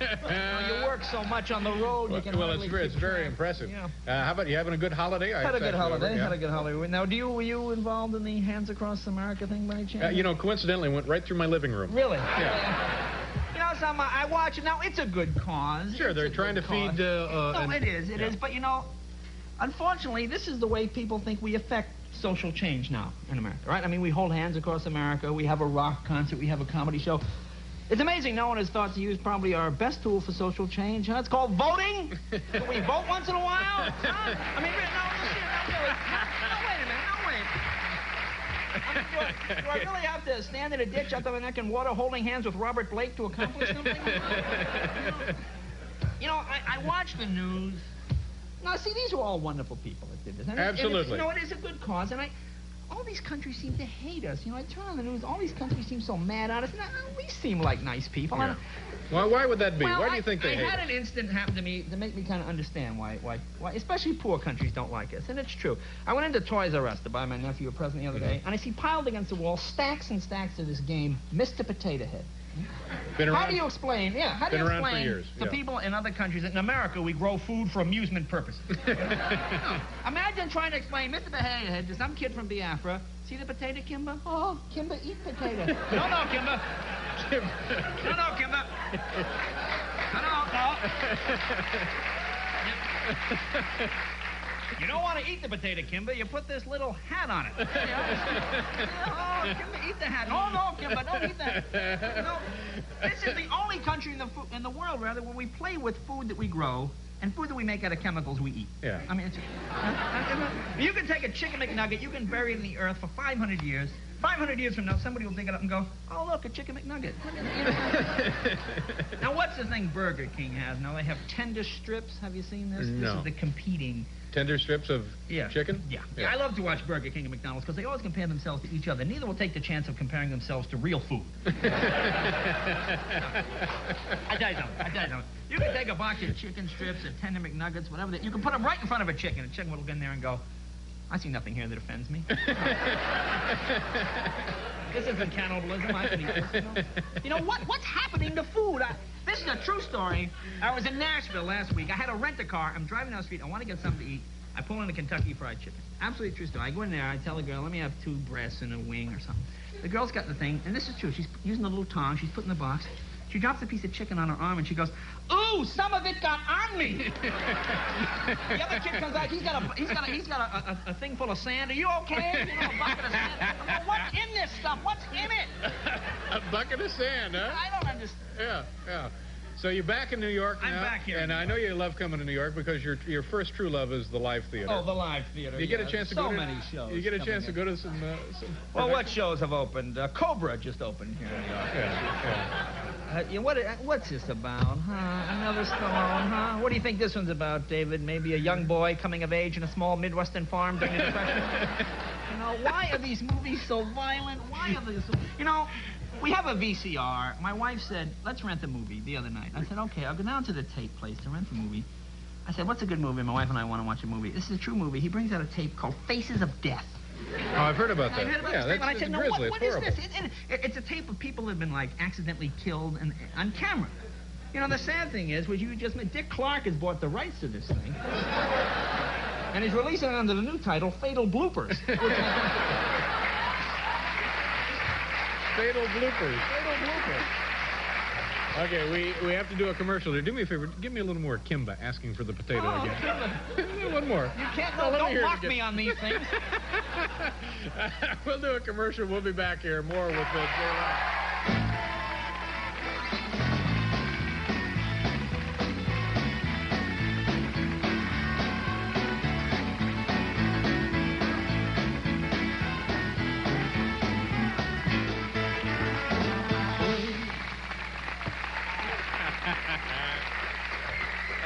did you read the article? Yes, I did. Actually, Very nice I read article. it between the break. Yeah, Yes, very I nice had a few article. moments. And there's, I'm lucky enough to have a picture of myself in there with you. You know, I fought with them. Thank you, I said, appreciate Can you that. get a picture of my friend? Now, you Dave take a somehow?" great picture here. There's several pictures of you. One there working with your motorcycle engine. yes, I am. Another with you riding in what looks like a limousine. Yes, it just looks like a limousine. And then they're all nice pictures until you get to the one of me. I look like somebody you'd hire to come in and rake your yard. Yeah. Well, no, that's a very good picture. No, I don't take nice pictures. To see ourselves as others see us. Anyway, do you I read this magazine. I read a lot of magazines. You know, I get a kick out of these men's magazines. You know, it's interesting. I guess Playboy and Penthouse, those are supposed to be the pinnacle of the men's magazines. Sure. I like to move along that journalistic food chain to the next level of men's magazines, you know. Not quite as sophisticated. Nugget, Jugs, Beaver, Swank, you know. I mean, not as many articles by Gore Vidal in these particular magazines. You know, it's funny. You look at Playboy and Penthouse, and the women all have that glow, you know. They have that sheen, you know. You get down to that next level, and the women don't so much as glow. Many of them have, like, tire marks across them, you know. You know, one pupil bigger than the other. And I'm sorry. One pupil bigger than the other. Neurological problems. Yeah. And they always have that look on their face like, can I have my money now? Can I have my money now? Actually, my favorite is one pupil. Now, what do you suppose would cause that to happen? I have no idea. I am not an optometrist. But the best ones are the real lowball magazines. Do Argosy. Kimba again. Come on, do a little. Kimba. No, I'm not going to do Kimba. These are great jokes. Sorry. All right, when you're done with the jokes, let's come back. Scratches on the back. Anyway, listen. You knew that. No, this is a serious journalistic problem. All right. Okay. You ever read the real cheap men's magazines? No, Argosy? I don't, Jay. Or True Men's Adventure? See, True Men's Adventures are the best because they always have depicted on the cover such actual true men's adventures as like U.S. Marines fighting Nazi women in metal bras and panties with machine guns. You remember that big turning point in the war, huh? Bunch of ragtag Marines against Hitler's elite D-Cup squad. You don't read about those battles. No, you don't. It's a shame, too. It's a shame. Usually, see, the cheaper the magazine, the more macho the sex, which is an interesting thing for Dr. Ruth, I suppose, or something. See, at least Playboy, Penthouse, at least when they show naked people making love, there's no caption. You can pretty much figure out what's going on. You know, the cheap magazines, the men never make love. There's always a macho reason, you know. It's always like, I was captured by the Amazons of Brazil. I had to sleep with them all. They were going to kill my buddy. You know, what a guy. What a man. Takes a special kind of hero.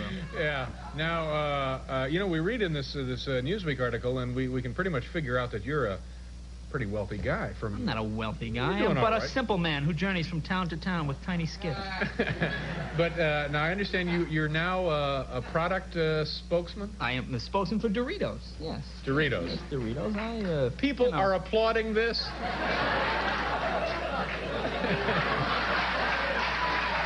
You know, some guys do it for money. Me, it's just... the love of the product. The love of the product. Yeah. Now, what you said earlier about the chicken McNugget pretty much applies to that. No, sure. I would think so. 500 years, I think you could dig these up. Oh, no, all natural. The Aztecs used to eat these. All natural. Try one. No, thank you very much. I have a show to do. Yeah. So, now will we be seeing you in supermarkets and stuff and big cardboard cutouts? Jay says... Buy them by the bag? No. I will probably speak to groups of college students and various businesses. Let me get you a napkin to wipe that stuff off your hands. Here you go. Why, thank you, David. Delicious. So then what else? Boy, I am refreshed.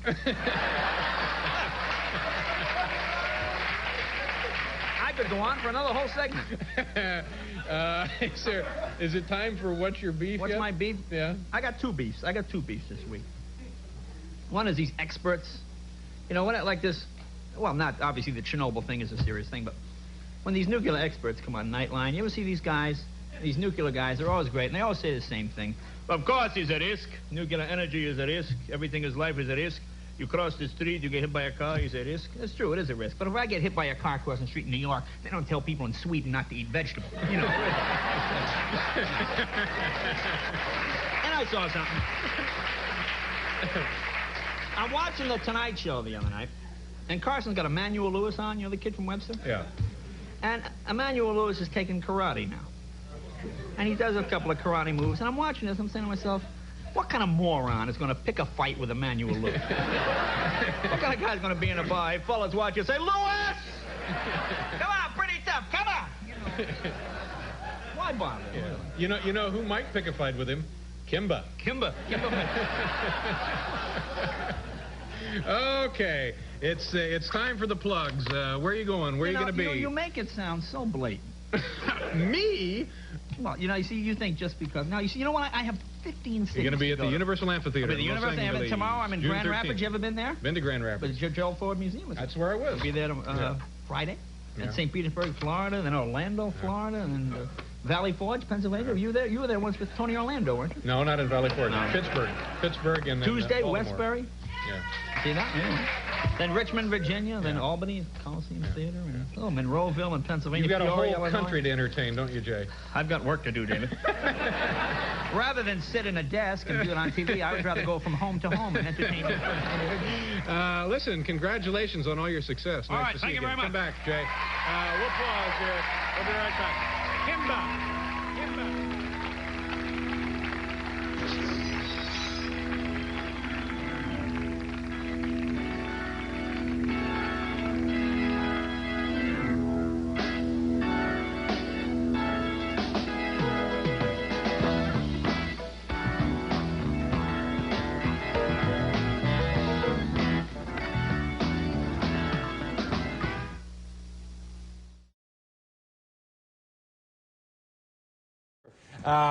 Now, Chris, every time you're on the show, I know there's something eating at you, something under your skin, something chewing at you. What's our beef? Yeah, that's right.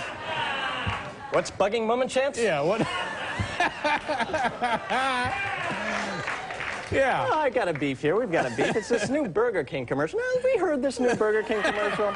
What is this? We're a Burger King town. Now, what kind of selective process is going on here? Well, yes, Mr. Mayor, we'd like to put up a Burger King in your town, but I'm afraid you have too many pimple-faced, pinhead adolescents. Thank you. Yeah. Right, guys? Yeah, okay. Now, you're going to be at the Helen Hayes, right? We're at the Helen Hayes right now, then we're off to Zany's. Off to Zany's, and then, yeah. We'll be at Funny Bones for a while. And then we're at Mimo's. Mimo's. So, well, that sounds like a lot of fun. And yeah, as we're always, in there. We're punching away. Sure you are. And terrific job. Very Thanks very imaginative. much. Ladies and gentlemen, the talents of Mummenschein. Thank you all. Nice to see you. Very nice job. Thank you very much. Helmet. Nice to see you. So Ingrid charmed, I'm sure. We'll be right back after this commercial.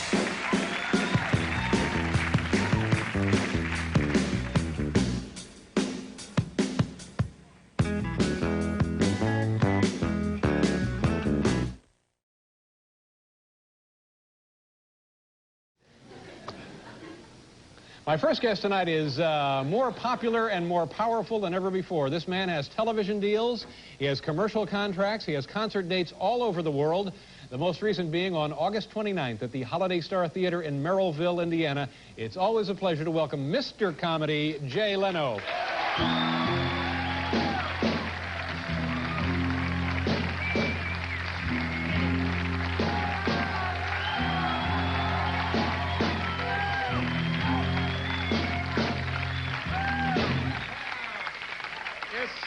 Thank you, David. Fine to see you. How you doing? Pretty good. I'm all right, I guess. Nice to have you here. You seem a little coming in last night. tough. Well, they had the big hurricane. Big Was that hurricane. a problem when you Plus, flew I in? flew on this stupid new plane, Uh-huh. the Airbus. Oh, yeah. The I mean, this A300. Airbus kind of combines the worst of both forms of travel, Yeah. really, when you think. Kind of a flying bus. Who do you meet on a bus, anyway? Escaped mental patients, court-martial GIs, the indigent, the haunted. The haunted. The haunted. You know, we got stuck on a bus once. We flew into Denver. We got snowed in. Now, you say we. You mean your the entourage? the other people on the plane fine. as well. So you're kind of a spokesman for the passengers. That's right. That's right. Anyway, we were snowed in, and they put us on this stupid Sino cruiser bus, this rolling bad neighborhood. This thing, boy, this one. The guy next to me's got in one of those pet things, a live syphilis accomplished germ. Gee, the thing was the size of a small dog and vicious.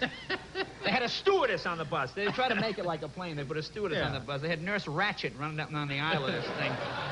You know what happened to air travel? You know what? It used to be elegant. There used to be a Oh, certain... sure. It was the finest way you could travel. You know, you see the deterioration in services. I mean, I'm looking at Delta. 3 years ago, the slogan was Delta, the airline run by professionals. Last year, it went to Delta, we're ready when you are. You know what the new slogan is? It's the younger slogan. Delta, we get you there. So shut up, sit down. Anyway, I'm on this stupid Airbus last night, and we hit the that... A300. The A300. Built by a consortium. I think it was the Built Germans by the French, yeah. and the French. Great. We can't fly over there, but we buy planes from them. Figure that out. Germans and the French. Germans and the French. Yeah. Anyway, we hit the hurricane. So for the first time in my life, I look at this stupid airline safety card. You know, what a lie. What bogus information that they... Like, it shows what to do in the event of a water landing. Yeah. Like the plane will land on the water. You know, it doesn't careen into the sea upside down on fire at 60,000 feet a second. You know, this thing kind of lands on the water, gently kisses the shore, you know, just... you know, and they give you the impression, oh, cover your drinks, you don't want to spill that ice when we crash. You know, it's so stupid. Anyway, I start looking at this safety card, and they show you, I mean, the information, it's such a lie. You know, first of all, it's all in pictures, because they assume if you're on this thing, you can't read, apparently. And they show you how to get into the life raft. You know, and everyone is so calm. And they show this picture. They got one guy, he's got his foot in the life raft. He's got the other foot in the wing of the plane. In the diagram, he's helping a young lady in skirt and heels into the lifeboat. This guy would grind his heel into her face to get out of that plane. Look out, sweetheart, I'm out of here. Get that baby out of the aisle. You can't get a guy to hold the door in the subway. Get you out of a burning airplane. Yeah. That's what the whole... Then they show the woman. They show the woman in the diagram. She's got spiked heels, and she's stepping into an inflatable life raft. Figure that out. But the last picture is the best. They show the guy on the flotation cushion, you know. And they always have the plane parked on the water off to the side. You know, it's never like going down with a tail end up or anything. It's always parked on the water. And the guy's like this on his flotation. You know, he's got that look on his face like, gee, I guess we'll be a couple hours late getting into Kennedy there. But cancel that dinner reservation. Where's that airphone? Did it float by here? Geez, I want to cancel those dinner reservations. Yeah, geez. Well, I'm sorry. So it was a nightmare coming in. Yeah. What's going on in the world of news that... oh, big fan of the news? I know you're a big fan of the news. Oh, I love the news.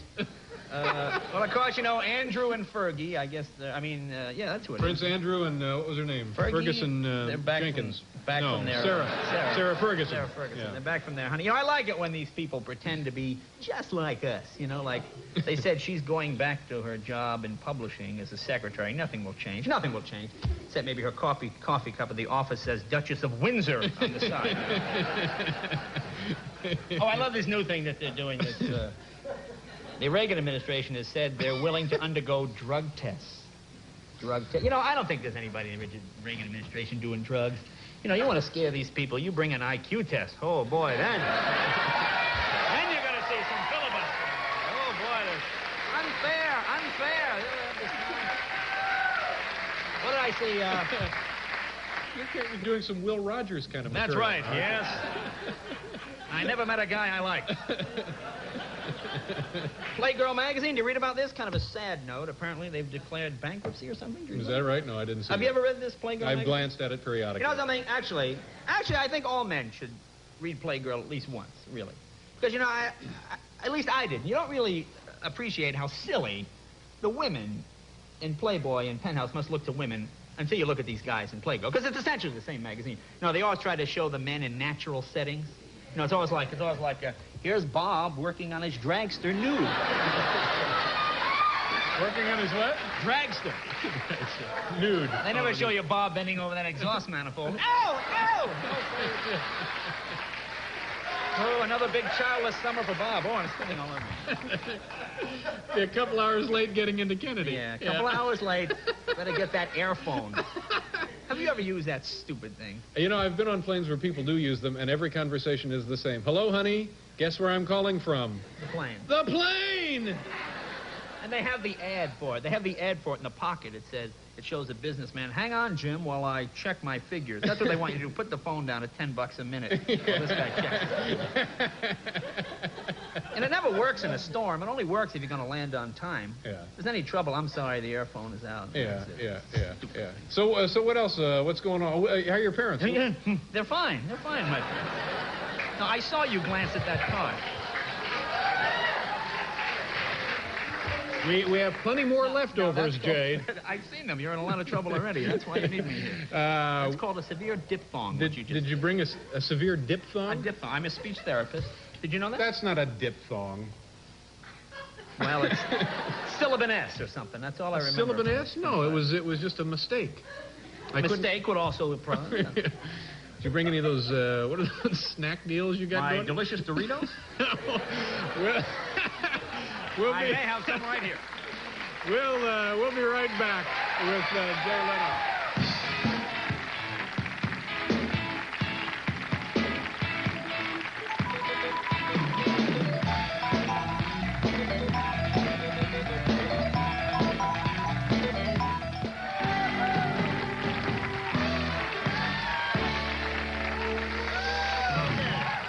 Jay Leno is here tonight. Laurie Anderson is here tonight, and a gentleman who is a cryptozoologist. Oh, yes. That's a makeup expert, I think, isn't it? Yeah. He collects extinct animals, or whatever they are, like Bigfoot. He hunts for them. Right. How are you folks? Folks are good. I was just up to see them. You know, I live in the Boston area, don't you? Boston area. I just bought my mom and dad. It's one of the great mistakes of my life. I bought them a videotape machine. It was very nice. Yeah, you ever try to explain to a woman in her 70s how to use the automatic timer? Well, press the program, Mom, and then, you just get that blank. Yeah. When I told my mother, I'm talking about here, when I told my mother you could tape one show while watching another, you would have thought I said men from Mars had landed, Mom. It was like, oh, my God, no. Yes, you can do that, Ma. You tape one. Oh, how can you do that? Oh, you're lying. I'm not lying. It's a machine. My dad used a box that came in to grow hothouse tomatoes, so apparently it's not a total lie. My dad is retired now, which is... What kind of work did he do when he was working? My dad was an insurance man. You see, this is the thing, though. So many guys, gee, I see other guys' fathers, they hunt, they fish. They enjoy... My dad, he keeps adding rooms onto the house, My mother keeps screaming, nobody lives here anymore. We don't need a third rumpus room, as my father calls it. You know what he does? He gets up early every morning, and he still writes angry letters to major corporations. This is all he does. I went home for, Easter it was. I went home for Easter, and over the weekend, my father bought that huge box of Kellogg's Sugar Frosted Flakes. It's like a Playhouse, the big giant one. Yeah. It says on the side of the box, free M&Ms inside, okay? My father did not get his free M&Ms. That's all I hear all through Easter dinner, all the relatives. I don't know who the hell I think they are. These damn companies, I don't know who the hell they're dealing with. I said, why don't you write him a letter? I'll write him a damn letter tomorrow morning. He writes his letter to Kellogg's. He shows me a letter. I said, Dad, I think disembowel is a little harsh. Trying to come to an agreement with these people, I don't know. But they're feeling good and everything's fine. They're in good shape. Yeah, they're real good. They're real good. At least they were up until this tape date. If you've done anything to harm them, Letterman. No, everything's fine. So what do you do with your free time? You go to films? You ever go to movies? No, you don't go to movies, I used to like movies. You can't go to them. Remember, you used to go to the movies because the people on the screen were like you, like Summer of 42 or Old Yella or at least you had a, Old Yella. Didn't you ever have a dog when you were a kid? No, but you used to go because you had the same feelings as the people. You sit in the theater now, you hear people behind you say stuff. I killed a guy like that once. Will you shut up? I went down to rent a movie the other day. This is I don't understand. The movie business to me is an amazing crazy, thing. Isn't it? Well, I go down there and I have a big thing in the videos. It's wacky, Dave. Just doing what I can to pad my part here. That's right. Yeah. That's right. But they have a big display for Heaven's Gate. Here's Heaven's Gate, the biggest bomb of all time. $42 million it cost to make. $42 million it cost. It's on sale for $59.95. Now, they couldn't get anybody to see it for $5. But now, don't you think it's probably a collector's item? That's what they would market it as. Yeah, for $59, it's going to be a real rare collector's item.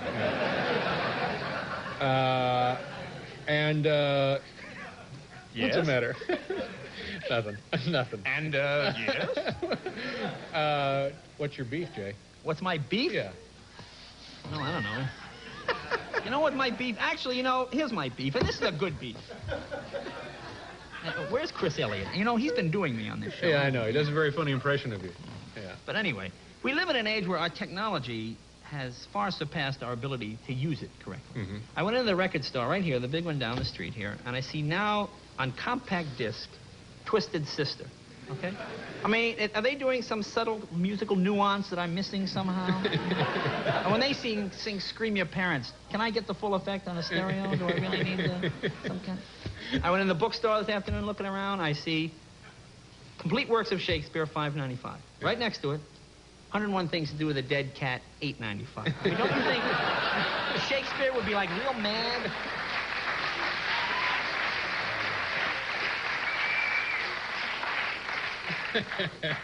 Very annoying. Let's see where you're going to be. Where I'm going to be? This is my Well, do you know favorite I'm doing Friday Night Videos? Friday Night Videos Brandon. with Brandon Tartikoff, president of NBC. Brando, as we call Call him Brandon? Brandy. You know. Brandy, you call him Brandy? Yeah, Brandy. What does he call you? Mr. Leno. Yeah. That's September 5th. September 5th, okay. And then, I'm going to be in your neck of the woods. Well, actually, it's not my neck of the woods. It's my home state. My neck of the woods is more in the No, central portion of I the was state. speaking of a later neck. A later neck? Yeah, your new neck is Connecticut. No. Or we're you're going to be... Take it easy, fella. You're going to be in Merrillville... There was talk he had been drinking heavily. Merrillville, Indiana. Merrillville, Indiana. Yeah, okay, now that's in fact, not... I just happen to have it right here. That's not the neck you were talking about. No, that's one neck. That would be August 29th. Can I Then see on this? the 30th. It's Can I all see this printed out right dossier here. There you are. Holiday Star Theater, that's a big place, isn't it? Oh, big, beautiful theater, yes. And then the Civic Center in Des Moines, Iowa. That's correct. And Thank you then very much. Oakland Music Theater, Wallingford, Connecticut. And you'll be coming up another to attend the performance? I come up and I'd like to introduce you. I'd like to bring you on stage. Oh, yeah, I'm sure you do it. Well, you say that like I wouldn't want to do that. Now, you really going to come by? Because I'll get some cheese and crackers. Cheese and crackers. Well, we know you I know you show people like that. We know you get the crackers free, so maybe... Oh, there you go. Yeah. Are we all finished? I don't know. It's your show. Well, in that case, I think we are. Jay Leno, ladies and gentlemen.